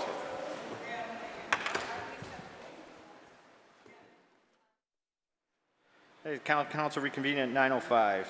Item 11, items 11 through 21 are all reappointments.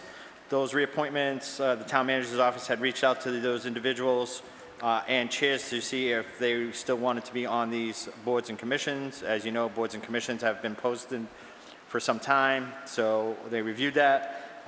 The other thing that we did this year was to make sure that their ethics were in good standing, and they had to produce a ethics certificate before they were brought for appointment.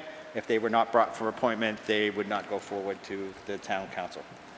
Councilor Ryan, do you have anything? Just a question.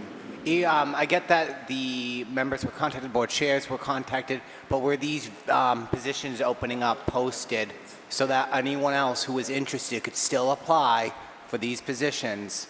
Even if it is the recommendation, I'm of the opinion that we should be announcing these so that way if anybody is interested, maybe somebody hasn't seen or heard the announcements before and they'd be interested in getting involved. I think this is something that we need to be putting out there.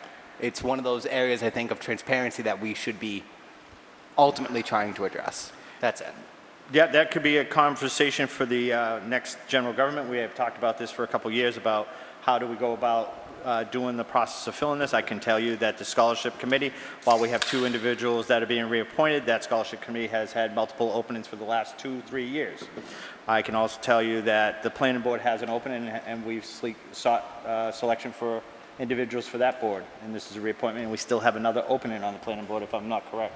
I'm correct? Is that correct? So, yeah, so those applications have been out there for many of these boards and commissions, but it's certainly to take under advisement on that. They've been on the website forever. We've announced it at multiple council meetings that said, hey, we have all these openings. If you're interested, please come to the town council. Council Adams has put it out on his website or his Facebook page many times. Anyway, we'll go through, and it's up to you whether you want to reappoint him or not, but I think it should go to general government for any process for that, but it's been very difficult to get people to step up. And no matter how many times this council can state it over and over again and put it out on the website that, hey, these are openings on boards and commissions, there's only so much we can do. But given that presentation tonight, it's duly noted, and we'll move on. Vote to confirm the reappointment of Karen Seelig to the Council of Aging for a 3-year term effective July 1st, 2021 through June 30th, 2024. Ethics training in good standing. So moved. Second. Discussion? Seeing none, all those in favor? Opposed? Councilor Ryan opposed. Item 12, vote to confirm the reappointment of Helen Lenti to the Historical Commission for a 3-year term effective July 1st, 2021 through June 30th, 2024. Ethics training in good standing. So moved. Second. All those in favor? Opposed? Unanimous, all present. Item 13, vote to confirm the reappointment of Beth Canoy to the Library Board of Trustees for a 3-year term effective July 1st, 2021 through June 30th, 2024. Ethics training and good standards. So moved. Second. Motion is second. All in favor? Any discussion? I'm sorry. I don't want to go that fast. I apologize. Any discussion? All those in favor?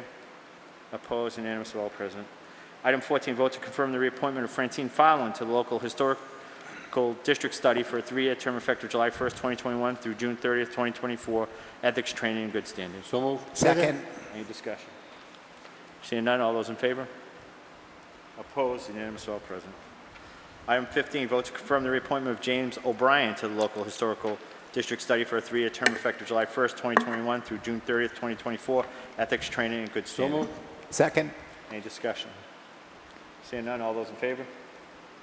Opposed? Unanimous of all present. Item 16, vote to confirm the reappointment of Michael Loyne to the Planning Board for a 3-year term effective June 1st, 2021 through June 30th, 2024. Ethics training and good So standards. moved. Second. Any discussion on that one? Seeing none, all those in favor? Opposed? Unanimous of all present. Item 17, vote to confirm the reappointment of John Swenson to the Traffic Commission for a 3-year term effective July 1st, 2021 through June 30th, 2024. Ethics training and good standards. So moved. Motion is second. Any discussion? Seeing none, all those in favor? Opposed? Council Lazo opposed.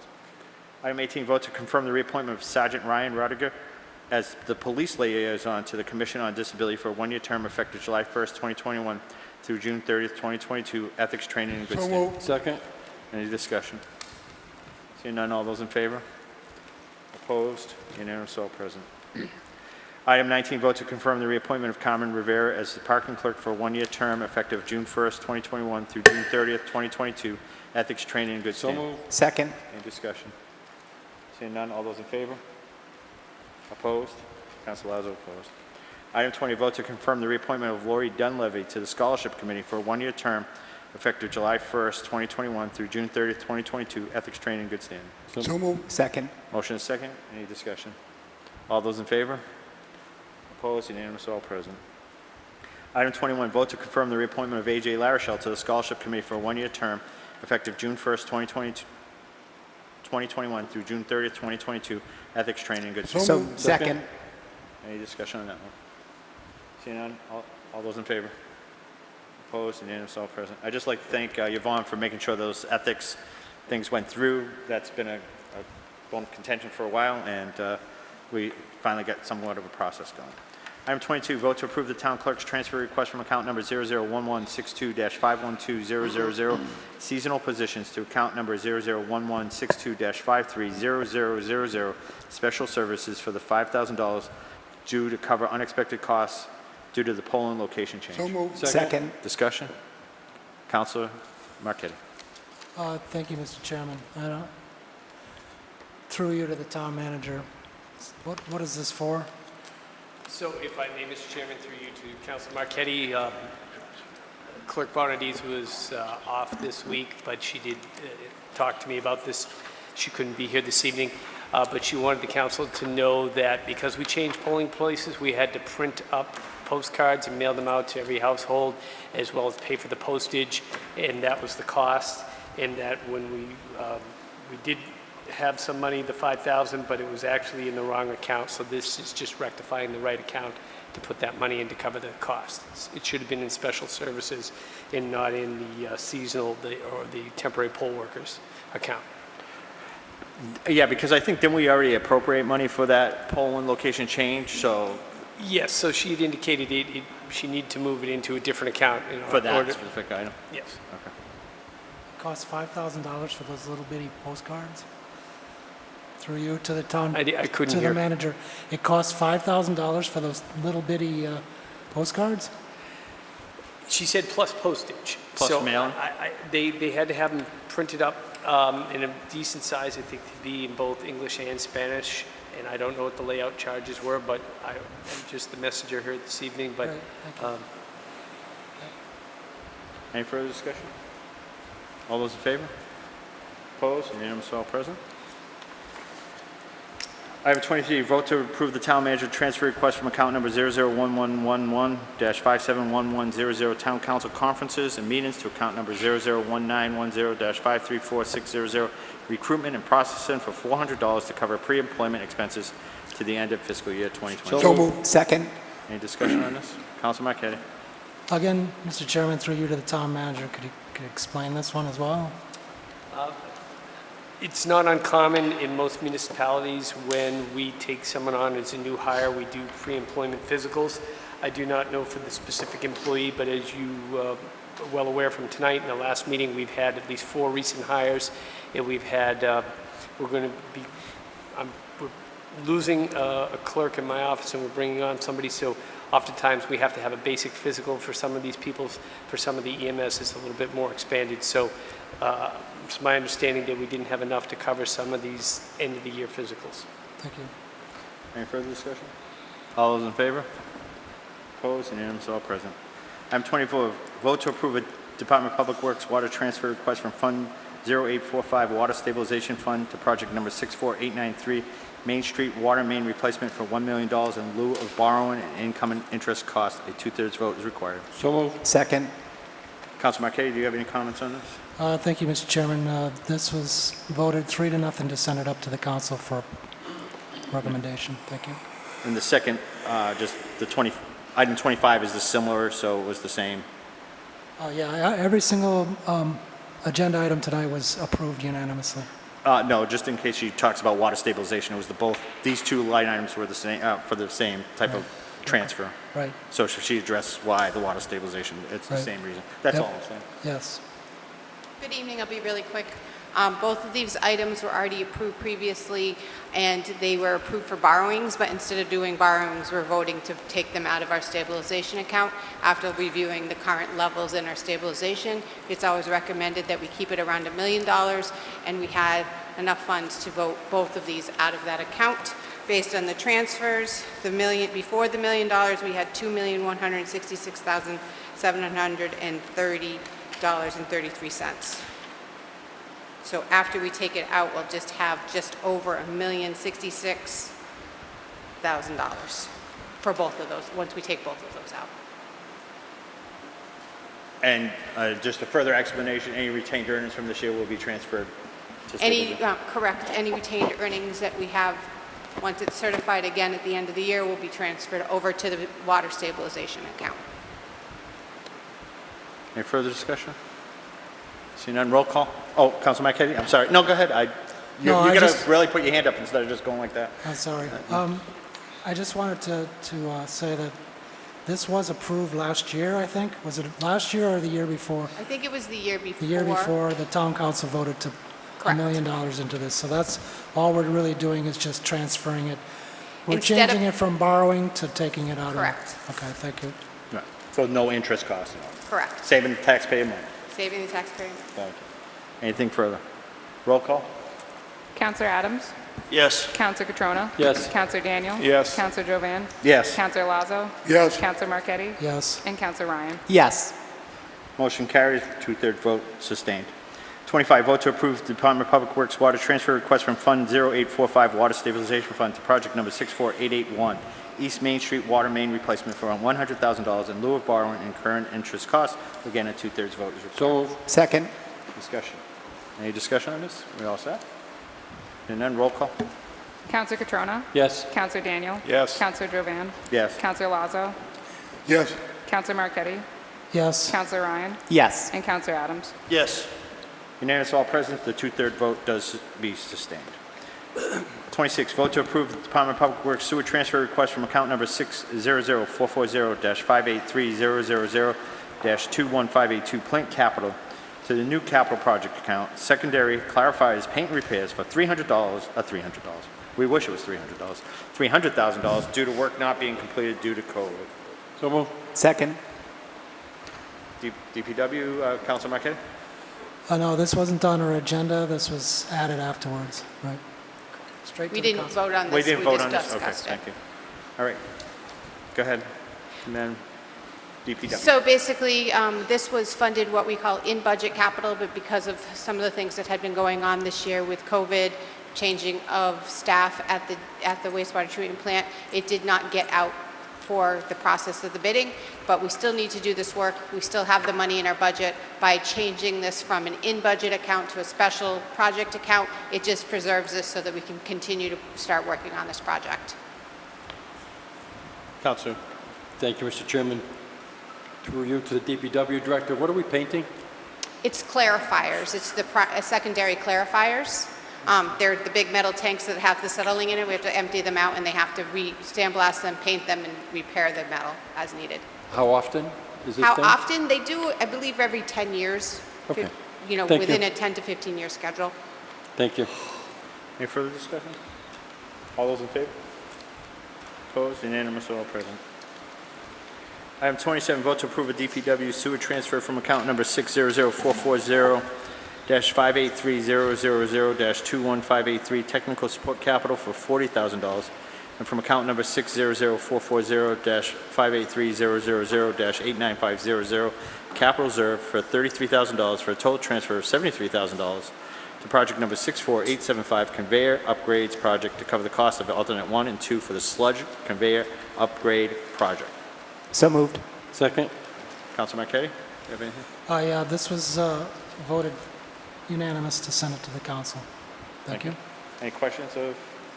I do have Okay. just for a clarification, exactly what were these two alternatives for? So the project included, and we're going to vote on the project in the next one, but this is for the funding. Project included two alternatives for filling in. There's two pits, one outside and one inside. They're quite large in dimensions, and I'm not going to remember them off the top of my head, but they're about 10 feet deep. Once we remove the old conveyor, the pits would just be there causing problems in the future, basically, if we didn't take care of them, but we wanted to have alternatives to see how much it was going to cost to fill them. So the first alternative was to fill the outside pit, and the second alternative was to fill the inside pit. And what, through you, the chairman, to you, why were the pits there to begin with? The pits house the bottom of the existing conveyors that bring the sludge out to where it's turned into compost. Okay. So it has to drop into a conveyor pit basically and be raised out. Any further discussion? Seeing none, all those in favor? Opposed? Unanimous, all present. Item 28, vote to award the contract to Sherburne Consolidated Incorporated in the amount of $631,810 funded from project number 64875 sludge conveyor upgrades project and project number 63590 fiscal year, is that 21? It should be fiscal year 21. Yeah, it should be 21. Sludge dewatering project. So moved. Second. Councilor Marquetti? Yeah, this was voted unanimous to send it to the council. Thank you. Okay. Any further? DPW? Yep, we received two bids on this project. I will say that we are seeing the strain of supply chain due to COVID impacting us here. The prices seem to have jumped up more than we have expected, but I do feel that it is still to our benefit to get this project completed with the alternatives.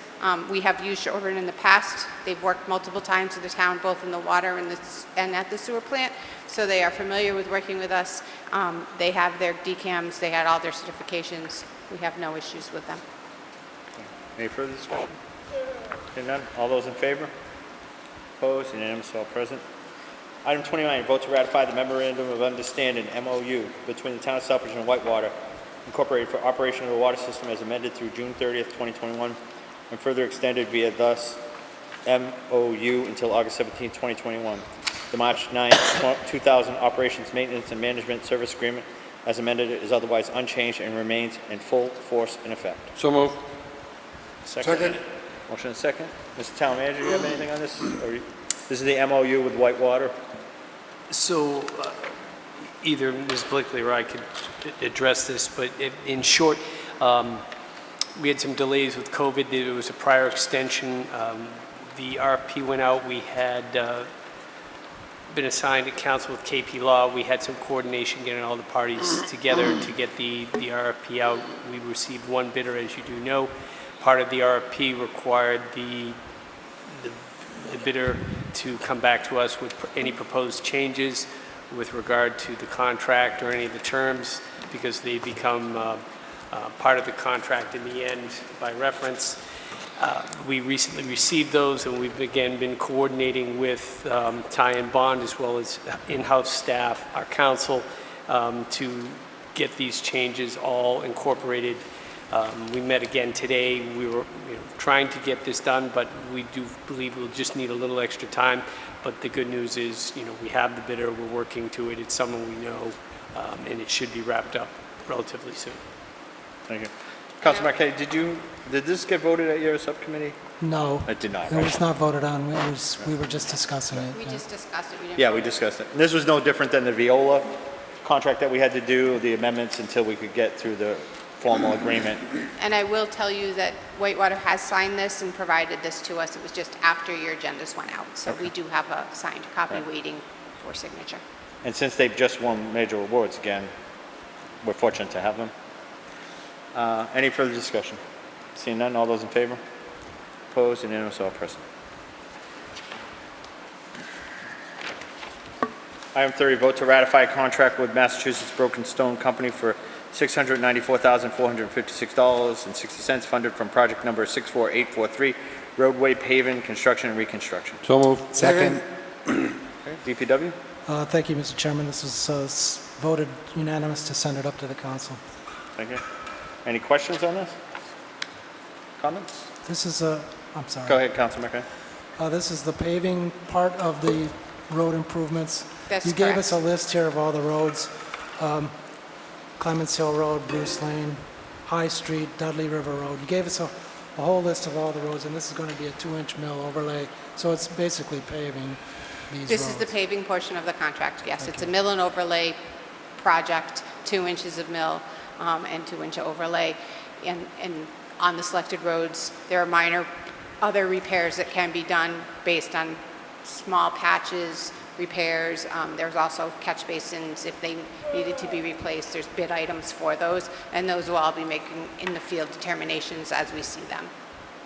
And through you, Mr. Chairman, when will some of this start to Well, we have happen? to finalize the contract, which will probably take another couple weeks because they have to get their bonds into us and finalize that. And then they do have time frames that they have to do it, but the prices are good for the next year. So we do expect some of the work to be done this summer and into the fall as long as the paving season holds out. And the crack sealing and that other... Crack sealing has been awarded. We have spoken to the contractor. We haven't got a schedule yet from him, but it will be starting soon. We're starting soon. All right, thank you. Thank you. And just for the public, this is the part of the pavement management study that we undertook, that the town manager and you put a presentation through. And so there's a lot of work that's going to be going on. So be patient with the amount of work that's going to go on. Be patient, yes, that would be a good way to put it. Thank you. Okay, thank you. Well, any further discussion? All those in favor? Opposed? Unanimous, all present. Thank you. Are you staying? You might have something else, right? For number 33 for, All right. or 30, whatever. All right. Two. 32, all right. Item 31, vote to accept the United States Department of Agricultural Rural Community Facilities grant in the amount of $131,600 to offset the purchase of Southbridge public safety vehicles. So moved. Second. All right, any discussion on it? PPP, did this come to you or No, it plan came through development? me. Go ahead, Councilor. Thank you, Mr. Chair. Just agenda items number 31 through 34, unanimous, all present, in favor of. Thank you. Thank you. And this was the USDA grant that we already had voted on submitting. We were successful in receiving. So, any further discussion on it? Seeing none, all those in favor? Opposed? Councilor Marquetti opposed. Item 32, vote to ratify the contract with D.H. Lynch & Sons Incorporated to install rectangular rapid flashing beacons for $221,540.42, using the remaining $188,799.46 in shared street funds and $32,746.96 from DPW number 63570. FY16 sidewalk repairs, and allow town manager to sign any related paperwork. Is there a motion? So moved. Second for discussion. Okay. Go ahead. I just want to add to this before Ms. Dean speaks on it. This is the one that we discussed in length about all 1 and all 2 being added in there as well. He said just move it forward as is up until the town council meeting. I got a question. Shared street funds. What does shared, I mean, where does the 188 come from? All right, that's why Peg is here. Good evening, Peg.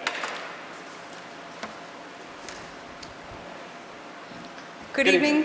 My first meeting back. As you know, I was very excited about the subcommittee, so I'm obviously very excited about town council. I want to thank my chairman for my time with him. I've enjoyed serving with you as an employee, new to the town 2 years ago. I feel like we have had a lot of momentum over the last few years despite COVID. One of the things we'd done was pursue the shared streets.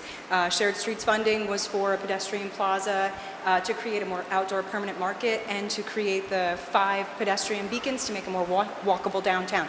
We came up with a projected budget of $239. They awarded us $230, which was less a couple of the pedestrian plaza features.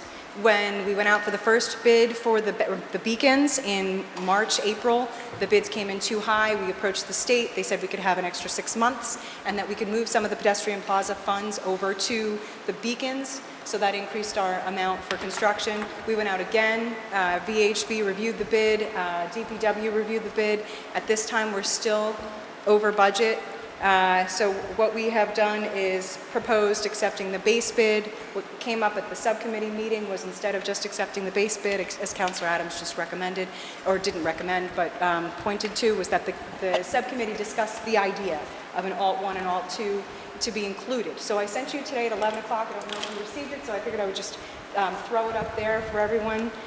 So you had asked questions about what was the scope of the base and the Alt 1, Alt 2, where were the locations of the beacons, which one, and what was entailed, in some of those scopes, and how much would the town need to raise. So the additional amount would be 124,087.36, which you can see right here. Right, the 124 in orange. And so the funding we have available that DPW has suggested we use is sidewalk funds. The verifying with the accountant today, there is 42,443.01 available in there. Then you look over to the right of that, that leaves us, if we wanted to accept the entire bid and make up the difference, we're short 81,644.35. Verifying with Karen, the suggested accounts that came up at the subcommittee were stabilization, which obviously you need a 2/3 vote for, or the recent community impact funds. Karen suggested the community impact funds go straight to the general fund. Those are not to be considered for a fund. So she suggested the stabilization, your current balance in stabilization, which includes your recent 400 and change. That was your most recent free cash move to stabilization, brings you to 4.668173.62. So again, you have $4,668,173.62 in your stabilization, should you want to consider raising that extra $81,000 to accept the entire bid. How to consider this most objectively? The shared streets funding needs to be spent by November, so it's the town's recommendation we at least go for the base bid to get at least the 3 beacons done, which would be at Main Street, East Main Street, and Capillo. And then the other 2 were at Eastford Road School and the Charlton Street School. Those were for $50,000 and $20,000 respectively. And the scopes were less intensive than the Main Street, East Street, and Capillo. We could, in theory, just buy the beacons at a future date and potentially take on that work ourselves if we had to. But in light of the option to be able to raise the funds and get the whole thing done in one bid, you know, there's how you, I guess, would weigh your options. My question, trying to understand where the money's coming from. It's been earmarked for beacons, I get it. The thing that I have a problem with is sidewalk repair money, which is a have to have, going into something that's nice to have. The one thing we ran on was a lot of councils were sidewalks and roads. I refuse to take any money out of sidewalk and roads for blinking lights, beacons. So I'm not going to be supporting, I'm supporting the beacons, but I'm not supporting the funding. Thank you. If I could just address the comment the councilor made. Where these beacons are going, there actually has to be a lot of sidewalks repair because they are not in ADA compliance. So that is why we are suggesting sidewalk money. Because the one on Main Street, we're talking a larger section of sidewalk and changing the sidewalk location of where it is. In the one on Charlton Street, we have to change the ADA ramps. We're replacing a large swath of the area for the sidewalks. So it is meeting the intention because we were actually upgrading non-compliant sidewalks. So is this sidewalk money going into sidewalks? Yes. Oh, I didn't read it Well, that way. because the scope of work that they bid on is for installation of the flashing beacons. If it's going to concrete sidewalks, I'm in favor of it. It's going to... The way this thing is reading, I thought it was going to blinking lights. No, the blinking lights is actually a very small portion. The majority of the cost of this project Thank you. is the sidewalks. Thank you. And the crosswalk, you know. My error. Can you say that again? For the record? My error. Okay. No, I was No, joking Jack with my is just having cowling. Just last week. I don't hear it very often, so I had to make sure I heard it again. Did you have your hand up? No. So I know I was the one that brought up about, hey, if we're going to do this project, we know we have some additional monies. Eastford Road, Charlton Street, children, a lot of pedestrians. If we can't find $122,000 in a $63 million budget and $4.6 million in stabilization to fix sidewalks and safety, then we shouldn't be in this business. So that's why I requested that we at least look at it, and I appreciate the fact that you did look at that. And again, my belief is if we're going to bid it once, we tend to do things halfway because we say, well, it's going to cost us a lot more money down the road if we want to do it and have them come back and rebid and all that. Strike while the iron's hot. We have, I'm not a spend guy, but when you have bids and it's bid and bid, let's just get it done. It's short money for a long-term solution. That's my belief on that. Councilor Adams? Thank you, Mr. Chair. Just a quick question to the DPW director. This is FY16 funds. What about 17 through 20? We didn't have any additional. Didn't have any extra funds at all? Okay. Did we So take I some of will that money? say- Did we take some of that money and put it in stabilization? We did. I believe we did. You had suggested in subsequent years of doing sidewalks and took it and put it in stabilization instead, yes. Oh, okay. All right. And I will say there is some sidewalk money in this year's budget. I don't have a transfer ready for you to say, here's another $5,000 or whatever it is, but we could do that at a subsequent meeting for additional funds to be put into a separate account because we haven't spent our sidewalk in budget money yet. But it's not very much. It's like I said, I think it's 5,000. Thank you. Any further? So, can I get in? Oh, okay, Councilor. Yeah, I guess I had a question is if we're short with roughly 88, 86 grand. 122, I think it was. 122 is what we're short Yeah. total? 124,000 if we don't count the sidewalk funds. Okay. Well, if we include the sidewalk funds, how much are we short by? 81,644.35. Okay. So The bottom right-hand column. I guess my question would be, it would be appropriate on this motion, Mr. Chair, to make the motion to have an additional 81,000 come out from stabilization and be transferred into. That's my question, Mr. No, Chair. I to just you. want to make sure we're clear. Because I thought, what did I have here? Just Because run that it's again. 81,000 after the sidewalk monies are added. But to- that's taking the remaining balance of the FY 216. So we have to make, the motion has to be to use the entire FY 2016 sidewalk account monies and additionally 81,000. Yes, 'Cause that's the motion I'm trying to make. All right, so. To award the full bid To of award the full bid. 301. Yeah.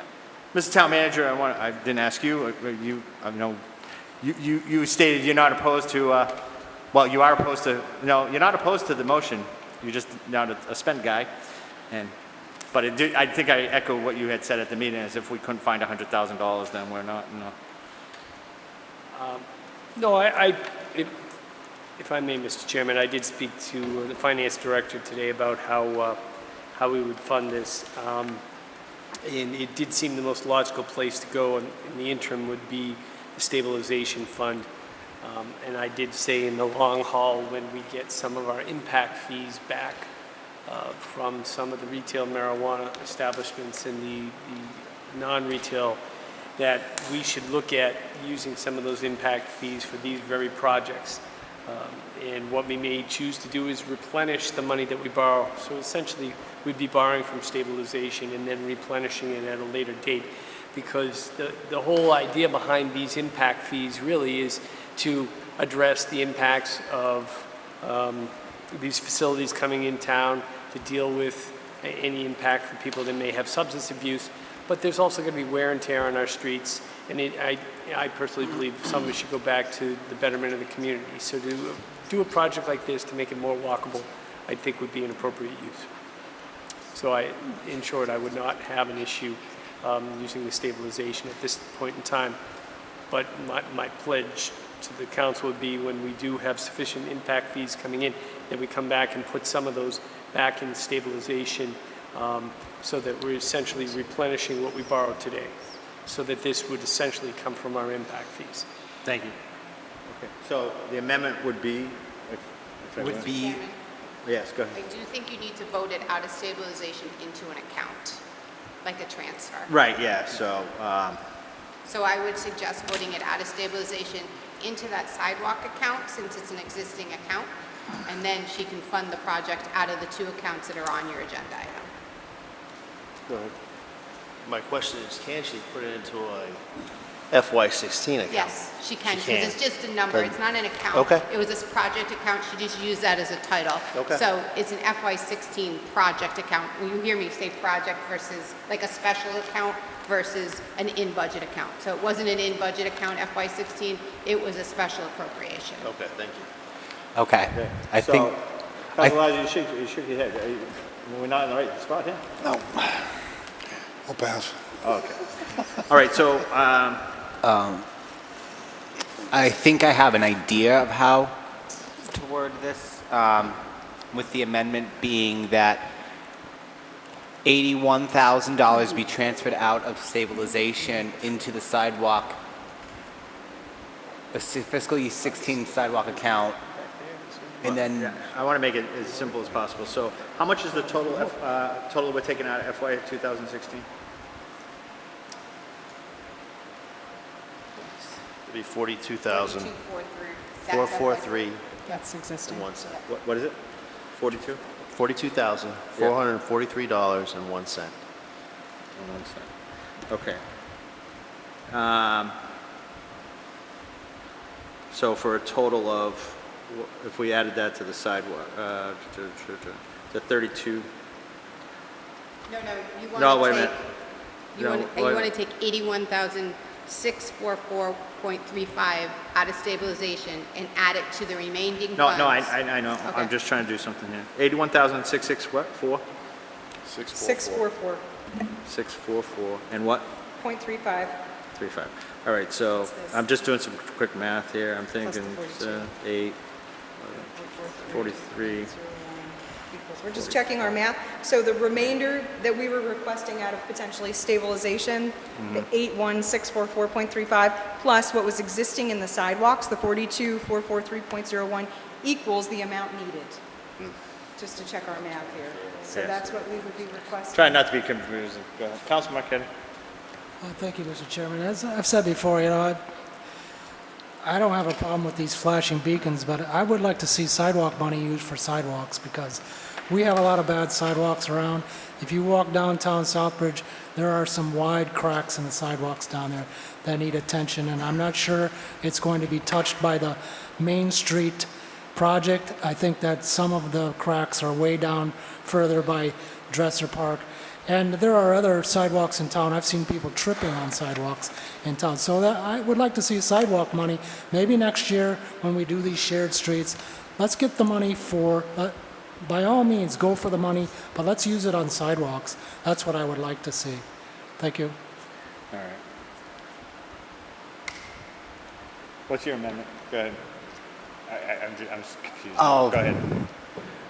Is there 115,000 in FY 2016 No. sidewalks? The remaining balance in the FY16 account. Yeah. That special account, that 63570, is $42,443.01. Could you say that amount, Mr. Chair, and then with an additional amount to be funded into that account from stabilization of 81? You need a two-thirds vote to vote out of stabilization, that's why. All right, okay, so I get it. So, for entertain a motion, right, to amend the amount in the DPW number 63570 FY 2016 to $42,443.01. Okay, as a first motion. Okay, sure. I'll make that motion. Is there a second? Second. Any discussion on that? All those in favor as amended? All right. So, then, add in, so that we already took care of that, and then add in an $81,644.35 from stabilization. Does that sound good? Is there a motion on that? So moved. Is there a second? Second. So that's an amendment. All right. We're good? All right. So, all those in favor? Okay. So, vote to ratify the contract with J.H. Lynch & Sons to install rectangular rapid flashing beacons. All right, wait a minute, now we're gonna go. Furthermore, amend the amount of that to $301,706.82. Is there a motion to amend that? So moved. Second. I know there's a bunch of amendments, so I'm just trying to go logically here. Any discussion on that? What's that? Is it 301 or is it 312? So it's to include the cost of the 2 additional beacons for 312, 886.82. That's the total. All right. Well, I was just looking Right, at so the it's- total down it's- here, it says 301. So I was, right, so the award is for the 301,706.82, and then the additional funds in the sidewalk account, we can pay for the 2 extra beacons. Okay, so the contract with J.H. Lynch is 301, Correct, right? Is that correct? yes. Okay.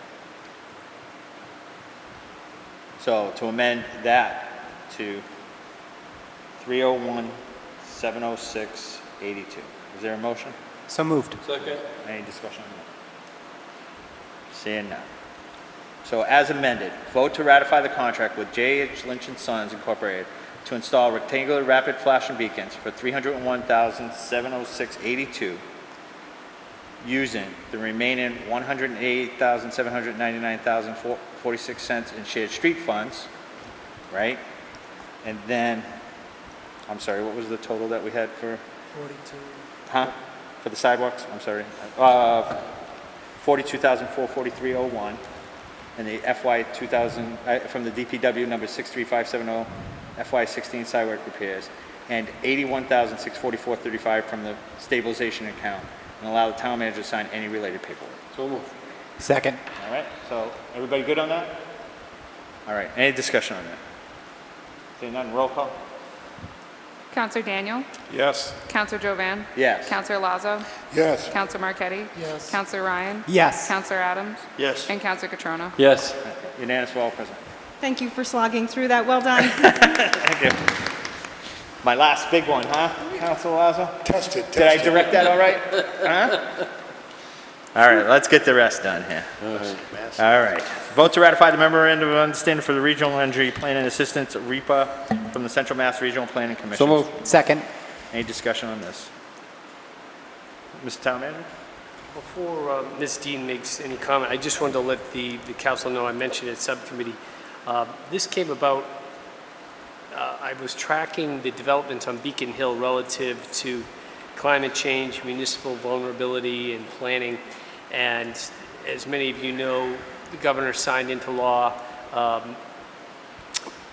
new laws requiring us to achieve a goal of net zero carbon emissions by 2050, as well as other things related to climate change. And shortly thereafter, he issued an executive order to many state agencies requiring them to start using more green technologies. So in response to that, I wrote to the Executive Office of Energy and Environmental Affairs requiring, what would be coming down the pike for cities and towns, and if we were required to go that direction. Meeting with the chiefs here in town and during the capital planning, I looked at the costs of going all electric with our police cars and our fire apparatus, and the costs were just astronomical. So I started emailing various folks over there to see, what we could do to get on the right track to getting future funding and assistance. And my email kind of went up the chain, and then they connected us with Sarah Adams that Ms. Dean will talk about, but they've directed us over here to get some regional planning assistance to start educating our folks on what we can do with climate change. But you might say, what's the benefit of that? A lot of times the grant monies that are given to us, for instance, the municipal vulnerability and preparedness grants, a lot of times they're for strategizing and educating your staff about some of these issues. But once you complete the base level of these trainings, that opens up the doors for you to apply for actual grants where you get money for projects down the line. So I don't see any downside to going forward with this Regional Energy Planning Assistance grant from the Central Mass Regional Planning Authority.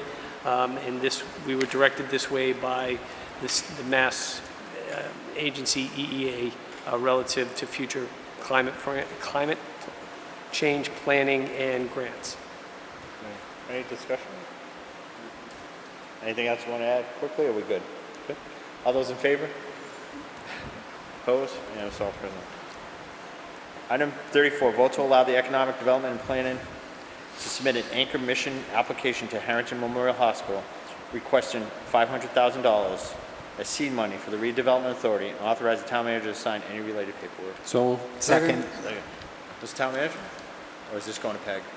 Well, either one of us could talk, but I took the mic from Ms. Dean on the last one. I'll yield to her here. Okay. If I may, through you, Chair, just give a quick synopsis. The town manager was working closely with the Harrington Hospital on the acquisition that was taking effect July 1st to partner with the town on their anchor mission agenda, which is to, or not agenda, but their anchor mission, which is to become a part of the community, invest in the community, promote health in the community through on unorthodox avenues for a hospital. You may have seen the feature where Jessica Calcidisi was interviewed by Denise Clemens recently by the Cable Access Channel. Is that live yet? Yeah, it's on. That's on, and so applications are being requested for July 1st. It was promoted to our local nonprofit agencies, to the town, to think outside the box, come up with ideas of ways that you can make a difference in the community using these, private nonprofit investment funds of $4 million. There was an article on June 17th through Mass Live that highlighted the anchor mission. And so here I am as a staff to the Redevelopment Authority, sort of coming to the tail end of the urban agenda, knowing that they have now some action items that they can pursue. I would advocate that the town approve pursuing an application for the Redevelopment Authority to get $500,000 in seed money for the purpose of things such as acquiring property, implementing site development and permitting, taking on receiverships, administering a commercial loan program, completing a major amendment in the urban renewal area. There is a quote-unquote 2% return on investment for any of these items that the Anchor Mission Committee looks for. And so speaking with Jessica, these are in line with that. If I can write the application in such a way that shows that that 2% is coming back to the community. She supports this idea. We've also been provided a letter of support as of today from BSC Group, highlighting, as the consultants for this urban agenda, they support the purpose of the Redevelopment Authority, its future action items. And so it would be the Redevelopment Authority independent of the town, trying to promote economic development in the urban renewal area with this new seed money. It's been asked what kind of capacity or ability the redevelopment authority has. I would just like to remind you that since coming to the town, I've been handling the $825,000 that comes through the CDBG funds for the 18-month cycles every year. And I've been getting these newer grants. I have experience in town administration prior to this job, so I think that the town can be confident that as their staff, we'd be able to handle the funds and the projects. The design of the projects would be in line with the CDBG, except we don't have to wait for that long tail that we were talking about, for instance, for that potential property earlier tonight. Councilor Petron. Thank you, Mr. Chairman. Through you, I like the idea of the $500,000 seed money. I don't like the idea of this money not being earmarked. I think it should be earmarked for the Riverwalk, maybe perhaps the rail trail, but just giving a blank check to say, here, do what you want. And I know it has to come before council. I'm not in favor of that at all. I think this money needs to be earmarked for a particular project or projects, not just saying, here you go. Thank you. Any other? Councilor Marquet? Thank you, Mr. Chairman, through you. I also think there need to be some more specifics on this, exactly what you plan to use the money on. Because I have to agree with Councilor Catrona just to say, here's $500,000, and then they can use it.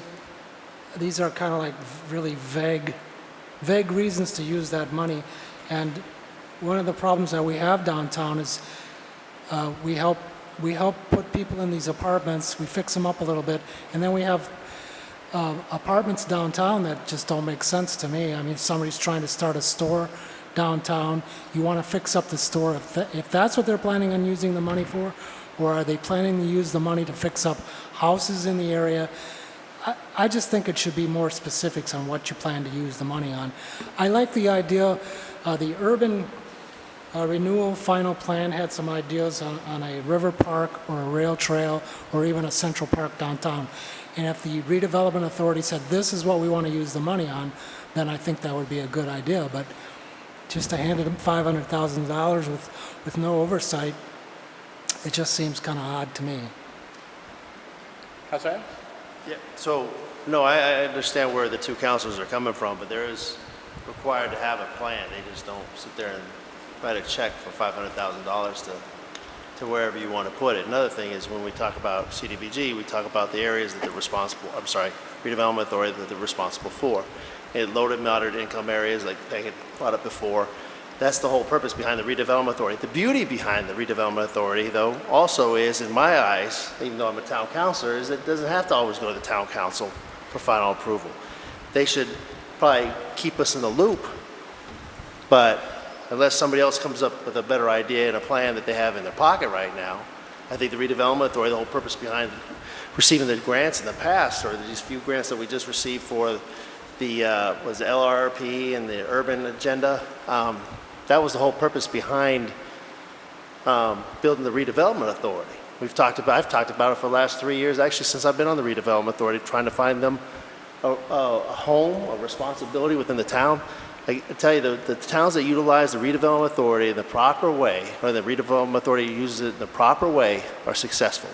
They're taking blighted property. They're taking property that we can't touch right now. And as you stated, maybe it would have taken care of, or I think Peg stated, may have taken care of 61 Idlewood if it was in that zone for us. Flipped it, made a little profit on it, sold it.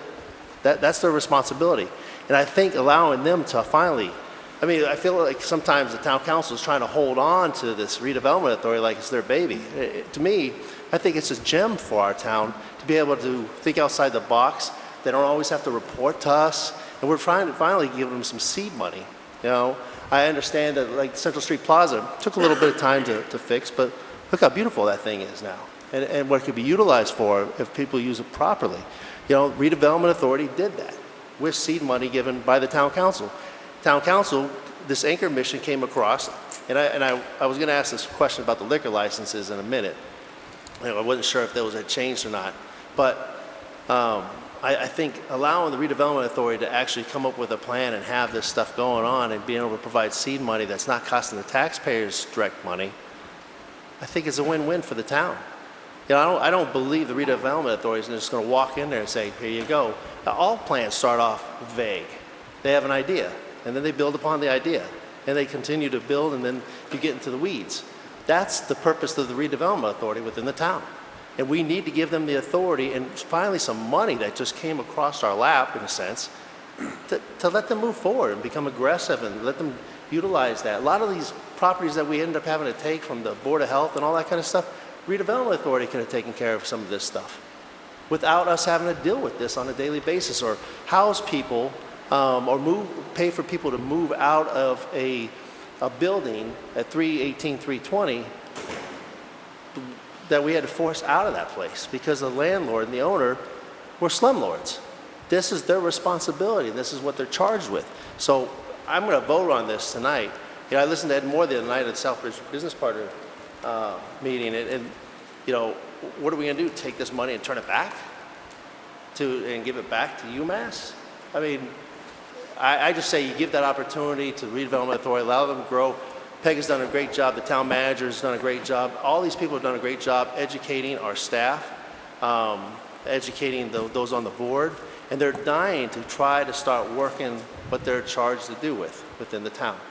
And another thing I was going to bring up, and maybe I'm not really sure at this point, but the liquor board, the liquor license, the 7 licenses, I'm not sure if this has changed or not since we've been dealing with the state.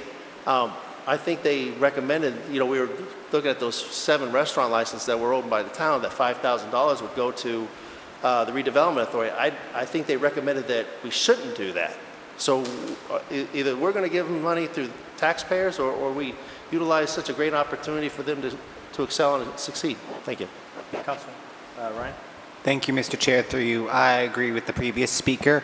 A business is willing to offer the redevelopment authority money to do its job and its function.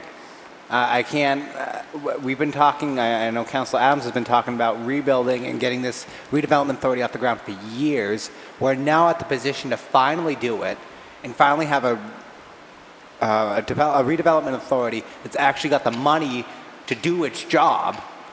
Why not do it? It's not coming out of the tax base, it's coming from a private business. If they're willing to provide this money to us, to the town, and specifically the redevelopment authority, don't look a gift horse in the mouth. Like, just take it and use it into the betterment of the town, so that way situations like Idlewood don't have to get up here. And we're not wasting time and wasting money going to court trying to deal with this stuff when they could be when the redevelopment authority could be doing their thing and fixing it. It just doesn't make sense to me. I support the motion. Councilor Everybody's speaking correctly. I mean, I don't think anybody should refuse the money. I think what Councilor Adams is talking about is revitalizing the redevelopment authority like most of the big cities did, and using their powers. They have powers that we do not have at council. Where I'm having the tug of war is, you want to use the word oversight and transparency. It's great words nowadays. It seems to be in every line that a politician shoots out. My thing is, when goals and objectives are set by a community, they're set by their government, and then they hand it down into boards and commissions to do their job. I heard that Dairy Queen wanted to take down Credit Union and put a Dairy Queen in there, and our planning board said no drive-throughs. And we have 5 drive-throughs on our main street, but they don't want any more. There's where the council has as a council, I have a problem on the objective, and the goal is to bring business into town, not to send them away. And I sat there and looked at it. Here's where the council has to work hand in hand with the redevelopment authority. It's like a finger on the town's hand. It has a job. It doesn't, if it starts running independent of the government and the manager, then it's out of control. But I think used correctly, that's one of the most powerful boards in Southbridge that could correct problems. I won't use Idlewood as one, because the Globe's a stepchild to economic development. It's more uptown, more AO. I think we need to shift it more to the Globe, but anyways, to the main motion, I just have a problem. I'm voting for it, because I'm going to take a chance. Redevelopment authority has been a flat tire. I want to put some air in it and see what it does. Not our money, let's take a chance. I'll go to Peg and then Councilor Trump. Go ahead. Misty? If I may, through you, Chair, I just want to remind everyone that, like Councilor Adams talked about, the guiding document for the redevelopment authority is that urban renewal plan. So you have the existing urban renewal plan from 2012, and then you have the, hopefully what will be updated based on the urban agenda presentation tonight to expand. And the reach is to be able to address what's underperforming out towards mechanic, et cetera. So the goal with every one of these potential projects is towards the goals within that urban renewal plan. Thank you. Councilor Control? Thank you, Mr. Chairman. I'll be voting for this as well tonight, but I respect the councilors' comments this evening. I just wanted to see the money, or some of these funds earmarked towards specific projects. I've spoken many times, and I've heard from the town manager, I've heard from many councilors that the rail trail needs funding. Here's money. Let's earmark some of it towards that. Why not? Why do we keep using an excuse for something that could bring economic development to this town? I don't know why it keeps getting pushed off. I hear excuses. I hear reasons. We have to wait to clean up the property. We have to wait. Let's get it done. Thank you. Councilor Marquez? Mr. Chairman, I'll just be really brief. That's the issue is, for me, is specifically what you want to use it for. I think spreading the money around, giving somebody a facade, doing a little bit here, that's not going to help us economically. I think a specific plan like a river park, I think that's an excellent idea. The rail trail is not a bad idea either. And that would be, I think, a better solution for economic development in Southbridge. But I don't think that this is free money, though. I think this comes from somewhere. I don't think it's probably taxpayers' money. If it's Harrington Hospital's private money, then it comes from patients, but it's not, I don't think it's free money, but I don't have a problem with it. I would just like it to be more specific. That's all. Thank you. If I may, through you, Chair, just quickly, so this, to be clear, is through Harrington Hospital, UMass Memorial. There's no question that these are taxpayer dollars. I don't want to mislead the public in any way. And so the highlights of our urban renewal plan, just to drive back to Councilor Catrona's concerns, are the rail trail and the Riverside Park, all in conjunction with that downtown area, trying to bolster the downtown economic development. And so, for instance, one of the projects that we would look towards would be an acquisition that would help work towards that park, a potential pocket park towards our rail trail. All of these small pieces coming together to evolve into the vision that the urban renewal plan has. All right. Thank you. Thank you. Any further?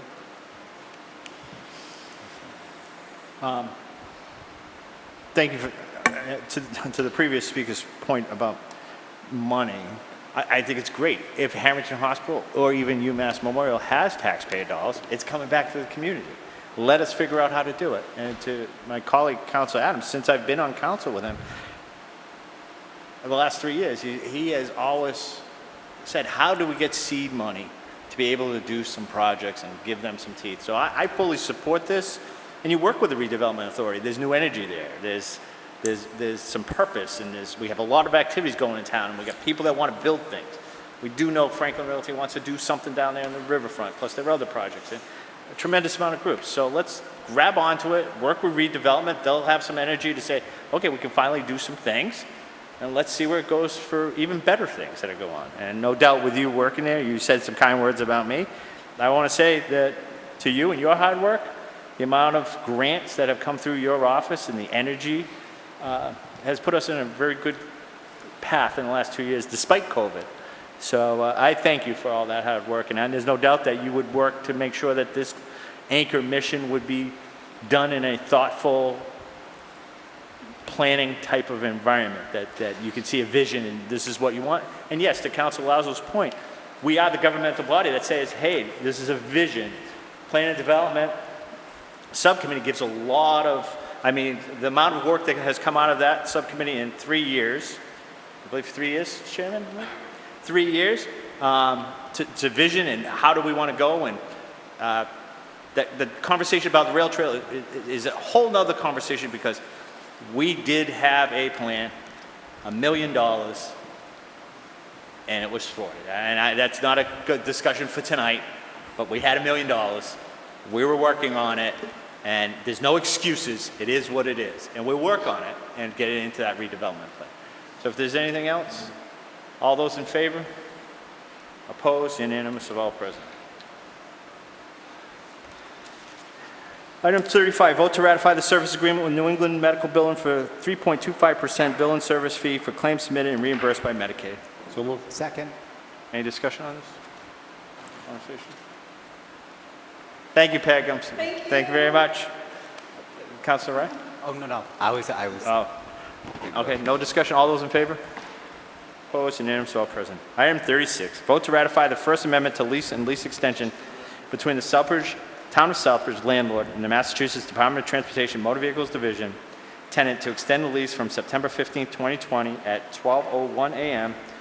through September 14, 2023 at 11:59 p.m. for the annual rent of $27,114.75, payable in equal monthly payments of $2,259.56 for a rental rate of $9.75. Second. Mr. Town Manager? Thank you, Mr. Chairman. As we all know, the RMV has been closed, at least since I arrived here in Southbridge, in part due to COVID. When I got here, this lease had just expired, and I sat down with the folks at Mass DOT, and they said before we could even talk about bringing the building back online and doing the lease, we needed to make the necessary improvements to the HVAC system so they would comply with Department of Public Health regulations so that they could open it up as a registry substation. So as you recall, we did go out, we went out to bid, we got some CARES money for that project, and we've completed the necessary repairs. Once we did that, we got back to the table with Mass DOT. As you might imagine, they have incredible leverage in this particular situation, being the state entity, but they indicated that due to COVID, they are reevaluating their business model, and they are not doing 10-year leases at this time. So they said the best that we could work out would be a 3-year lease, and that's what's before you. I would just note that if you were to check, it came to my attention last week, the city of Lowell is struggling to get their registry open, and their council has asked their city manager to try and put pressure on the RMV to open their facility there.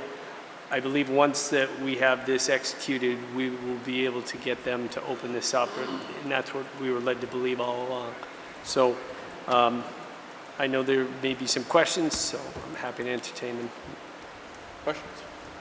Councilor Control? Thank you, Mr. Chairman. Through you, I did have a brief conversation this evening with the town manager. If we recall back to March 8th meeting, when the HVAC came before us, I had said no to spending the $73,000. I was one of 9 that did say no at that time. Now we have a lease before us that's worth $27,114.75, and yet we spent $73,000 on HVAC upgrades. It might be CARES money, but it's still taxpayer dollars. That's not a good return on our investment. We're getting $9.75 a square foot. If we look down on Optical Drive, Mechanic Street, there's buildings down there that are getting $22 a square foot. There's 3 buildings, another one on Optical Drive getting $22, $18, and $17 a square foot. I get it, it's the state, it's the registry. From what I hear, talking with other counselors, talking to residents, they want the registry back in town. Well, the taxpayers that I represent also want lower tax bills. They want lower water and sewer rates. I don't really fully understand why we're giving in to the state at such a lower rate. I struggle with that. Personally, we've dealt without this town, this community has done well without the registry for a year. We've found other ways of doing business. I just don't understand why we give away an entity such as the registry, because the state holds us hostage to $9.75 per square foot. When we spent $73,000 in HVAC repairs, in my opinion, it's just not a good return on our investment. Thank you, Mr. Chairman. Councilor If you do the numbers, I think Councilor Catrona hit the numbers right on the head. The problem is, when you look at it holistically, and you use CARES money, and don't get me wrong, all money comes from the taxpayers. But if you're going to get CARES money, and it's going to come into our town, and we pay for this HVAC, which the numbers look like they're tipped. But the bottom line comes down to is, we own the building. No matter what you put into that building, if we don't have the registry and you want to sell it to a restaurant, you'll get your monies back for your HVAC that you got from CARES. So for myself, I continuously say this, there's a big infrastructure project that's going to happen in the heart of that area. If we get just a little bit of vision of it being a destination, coming to Southbridge, people have to come here to use the registry of motor vehicles. Yeah, we survived the last year. If you call that surviving, that's about what we did, survived. There wasn't any expansion. There wasn't people on the streets, stores, restaurants, nothing was open. We need to look ahead. We need to look for the vision of our redevelopment. You talk about rail trails, you talk about parks. I mean, this is a small part of a destination called Southbridge that for the money that we put in there, we'll get back.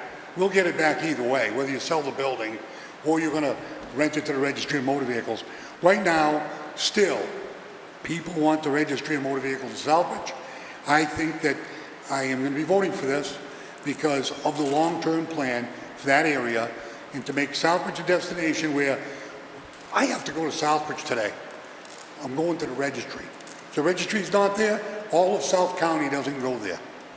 It's not that you can't do it online, but they all go to Webster to AAA.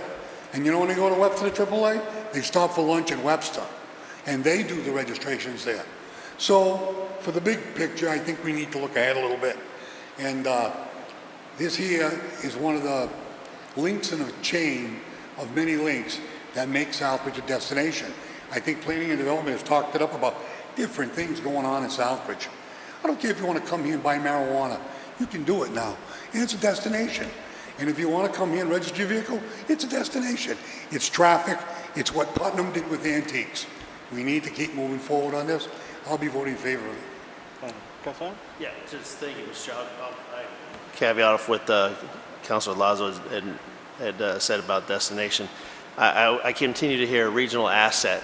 I think the RMV is a regional asset within this town that brings people here to do their work that they're required to do, and then maybe they can have a piece of pizza. That's all I got. Thank you. Mr. Town Manager? Thank you, Mr. Chairman. No, I just wanted to address a couple of things, though. You know, when I got here, I took it as my charge based on the information relayed during the interview process and when I got here meeting with the councilors that it was of critical importance to keep the registry here for the vast majority of the councilors. I worked with our assessor, Will Canoyer, to come up with what he thought would be a fair market value for that property. And you can look at LoopNet and a couple other commercial sites. They run the gamut. Right now I'm looking at a property for $5 a square foot on Gulf Street here in Southbridge, which is industrial space. You can look at what's on the Southbridge Innovation Campus, and they're getting upwards of 20. The problem is we don't have to go out to bid when we're working with the state. And if we do seek something above fair market value, they're going to go out to bid. And if they go out to bid, they've said that's not an ideal space for them because, well, first of all, I haven't been in the building, but they said they're utilizing part of the caboose in there, and it's an awkward space for them. Their ideal footprint is significantly larger. So if they were going to pay a $20 square foot, they said we would just issue an RFP and we would be out of Southbridge. So the trade-off, and again, I go back to the assessor who's been pretty spot on a lot of things, said to me, if we, between $5 and $10, we were getting $7 in the last lease. We've increased that significantly. it achieves the goal of keeping you here. And if that's what the council wants, then I would recommend that you take that. And then this time, while I'm here, we will make sure that we start the negotiations well in advance to hopefully get it another 10, if not another 3, and work with them. And by then, hopefully, we'll have improved a lot of that downtown area with the TIP project and a few other things, and we could command even more in terms of rental value. So again, I'm just trying to fulfill the desires of the council, and happy to answer any other questions. Thank you. All right, Council Marquetti first. Thank you, Mr. Chairman, through you. After they left, I had to go to Worcester to do my plate transfer, and that was really a pain to drive all the way to Worcester, stand in these long lines, get run through this long checking my ID, checking everything. It was really not a good experience. I've been to Webster. Webster didn't even know how to do a plate transfer. So all I can say is, thank God the RMV is back in Southbridge. And I'll leave it at that. Thank you. I'll go Council Lazo. Just a quick closing comment. We as councilors can disagree on the vision, and respectfully we did. There were some councilors that didn't think it was good, some thought it was good, and that's fine. In a closing statement on this, I just have to tell you, under the previous town manager, we knew where this thing was going, down the drain. This town manager was the one that brought it out of the ashes again. And the only thing I gotta say is, TM, I know you were directed by the council, majority of the council, to go forward on it, but you did a hell of a job on the negotiations. I like your balance between executive and political, moving on that project. Job well done. Council Dan? Thank you, Mr. Chair, through you. I was just doing some multiplying here, and it's a 3-year contract for $2,200 a month and change. That comes out to $81,344 over 3 years, so we make back what we put into it. Thank you. Thank you. Council Ryan? Thank you, Mr. Chair, through you. Southbridge wants the RMB here. Like, you can't go online, you can't read it anywhere, you can't have a conversation with anybody without them saying, when's the RMB coming back? When is the RMB coming back? When is it coming back? Because it's not only important for doing business, but there's a lot of transient, a lot of people in town who walk everywhere. And it's really nice to have something really local, right here, to deal with that population, instead of now having to have them go to Webster, figure out a way to get to Webster, or go to Worcester. I'm on the WRTA. The bus system's not reliable enough to go to Worcester on a regular basis. We need this here in Southbridge, and I thank the manager for all his work and everything he's done to keep it here and working with the DMV. It's needed. Thank you. Thank you. The only other comment I would make is, assuming this gets passed this evening, there's a bunch of stipulations, other things that I have to execute and get to them in triplicate and things. But I would work to get an estimated opening date.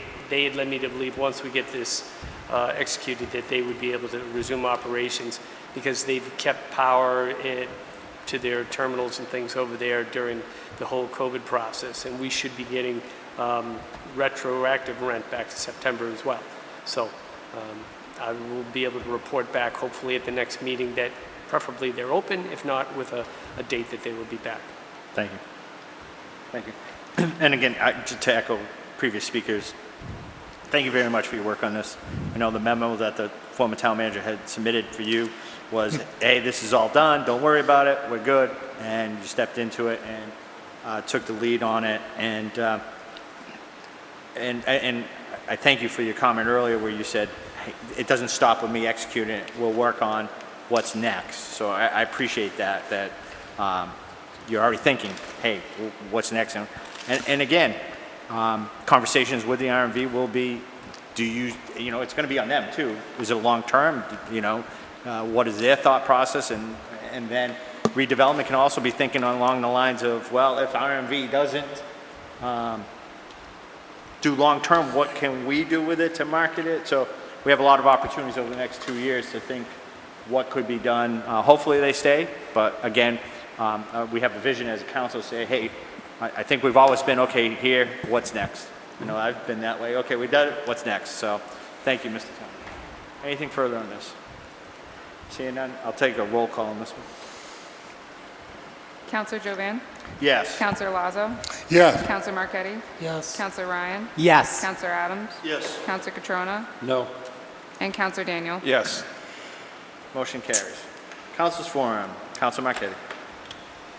Thank you, Mr. Chairman. Through you, I just have a couple of questions. First of all, from the town manager, if he could get back to me, I have a couple of questions on how much money did we get from the Wells building, and where is that money now? And also the marijuana money, I know you talked a little bit about it tonight.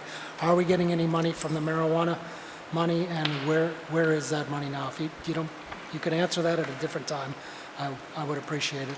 Also, some residents have been talking a lot about the Main Street project, and there's a lot of parking spots that are suddenly missing down there. I know that I watched the urban renewal final plan that was partially presented here tonight, and one of the issues that was presented was that Southbridge has inadequate parking, and here we are, we're removing parking. So some residents had some concern about all the redesigns on the parking or the designs. I don't know if they're redesigns, but just the fact that we're losing a lot of parking places in front of the library and the post office.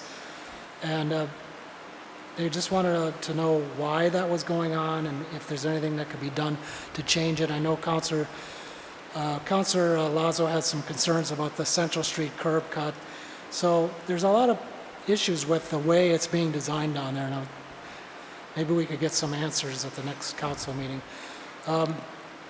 Also, I think that if it's going to continue to be hot like here tonight in here, maybe we should consider moving the meetings to the library for the summer. That's an idea that I would like to recommend. And also, I understand Councilor Steves is not doing too well, and I'd like to wish him the best of health and a speedy recovery. Thank you. Thank you. Councilor Catrona? All set this evening. Councilor Adams? Nothing. Thank you. Councilor Lazo? I've got a few things. I'd just like to congratulate my fellow councilors, Adams and Daniels. Looking forward to serving with you in the upcoming 3 years, and I'd like to thank the voters for voting us back in. One of the things I wanted to bring out was that curb on Central Street. The more I'm thinking about it, the more I drive, the more it's wrong. I think I've talked to the council chairman. I think we need to bring it up at DPW before they finish, that I brought up some pictures of Central Street when they had parking on both sides with one lane in and one lane out, and that street has never been reduced or widened. It's just been traffic studies made it different. And I think maybe with a painted line, if you paint the line over and make one lane up against the McCarthy building, it would be wide enough on the right side for a wider turn into Central Street. Instead of bumping that curb out the way they have it, every time I come out of Central Street and go around it, and I'm not even a plow truck, I don't know how they're gonna plow it, I end up almost in the other oncoming traffic. So I think we need to revisit that through the DPW or something subcommittee. I think I understand what they want to accomplish, but I think they did the wrong thing to accomplish it. And I think it needs to be changed out of all the stuff that went on downtown. I'd like to send out my deepest sympathy to the Yvonne Torres who lost her mom. I know she had a long life, but still when you lose your mom, your mom is special and it's a hurting time. And I think Executive Secretary for the front office, you got my deepest sympathy on your loss, and anything we can do, we're here. One last comment is about my good friend, the chairman, Mr. Jovan. Mr. Jovan, I want to thank you for taking chairman of the council for 3 years, and I know that you and I had discussions on your third year on it might be a little rocky once you get up there because of the knowledge and experience that you've garnered in the first 2 years. But you know, if you really look back in a very short time, Jack Jovan and I have had some real loud, as Adam says, compassionate, a lot of passion in our discussions. But you know something, when you turn around and you look at it, One of the biggest feats that was accomplished under his tutelage was appointing this town manager, which was bigger than life at that point. From there, the Wells project, which was hanging in the balance and was lagging, the Wells project goes into high gear. Manager, chairman. You turn around, the marijuana question was dead. It revitalized. Tax dollars coming into Southbridge, revitalized buildings. The registry of motor vehicles, dead on arrival. The registry of motor vehicles, tonight, we signed the contract, well, I signed it, but saw the contract for a lease. You turn around and you say, okay, agree or disagree, we're getting a new fire station. We're doing something about it, even if you disagree with the option. The bottom line comes in major accomplishments. The AO, the housing projects, I mean, and one of the biggest ones is the roads and sidewalks. You look at the roads and sidewalks, not only the ones that are being done right now, but the planning and development of the future of the roads program, which was sitting on a shelf. Jack, you know that we've had our differences and we had healthy discussion, and I know we're going to have more healthy discussions when you become a councilor and the next chair takes that chair. I look forward to some good floor fights. But the one thing, my friend, thank you very much for your service. An outstanding job.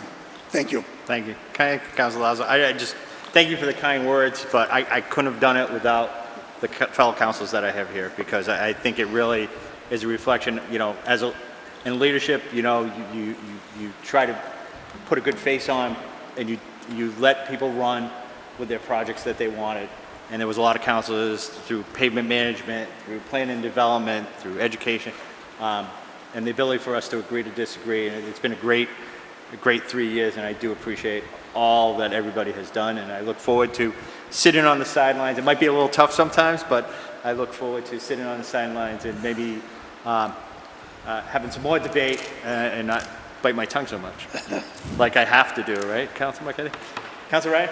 Thank you, Mr. Chair. I also just want to thank you for your years of leadership on this committee. In particular, I want to thank you for your work during this pandemic as heading up the EOC and our emergency response. Southbridge is better off than when we went into it because of you. And I'm thankful, and the citizens of this town are thankful for the work that you and others have done these last 3 years to make this town better. So thank you. Thank you. Again, that was a team thing. 2 great police, fire chiefs, and department heads, and town manager, and it's been a pleasure. It's been fun. It's been sometimes frustrating, but at the end of the day, it was what do we do best for the town of Southbridge, a town that I grew up in, that I raised a family in, and that I continue to live in. So it's all about how we go, and I'm looking forward to what's next. So, Councilor Daniel. Thank you, Mr. Chair, through you. I want to echo my fellow councilors. I'd just like to say that the council chair has been putting in a lot of time behind the scenes that I've been privy to see just how much he cares about the town, and that can't be overemphasized. If he's guilty of anything, he's guilty of caring about the town. When you go back to when he came on board 3 years ago, the council was mired in controversy. There was a lot of speculation going on, a lot of talk, and almost immediately he quieted it down, and that allowed the council to go about its business as it should have been doing and begin to make some progress. It's through his direction that my fellow councilors, both present and past, were able to work well in subcommittees and to bring forward their thoughts and ideas and bring them through the subcommittees and into the council chambers. And that was because we were encouraged to do so, because he cared for the town and he knew that other people cared for the town as well. And he did encourage that. He didn't use the gavel too much. He didn't use it on himself. And that's okay. I think that he encouraged conversation. Perhaps some people felt it might have been too much conversation, but I don't think so.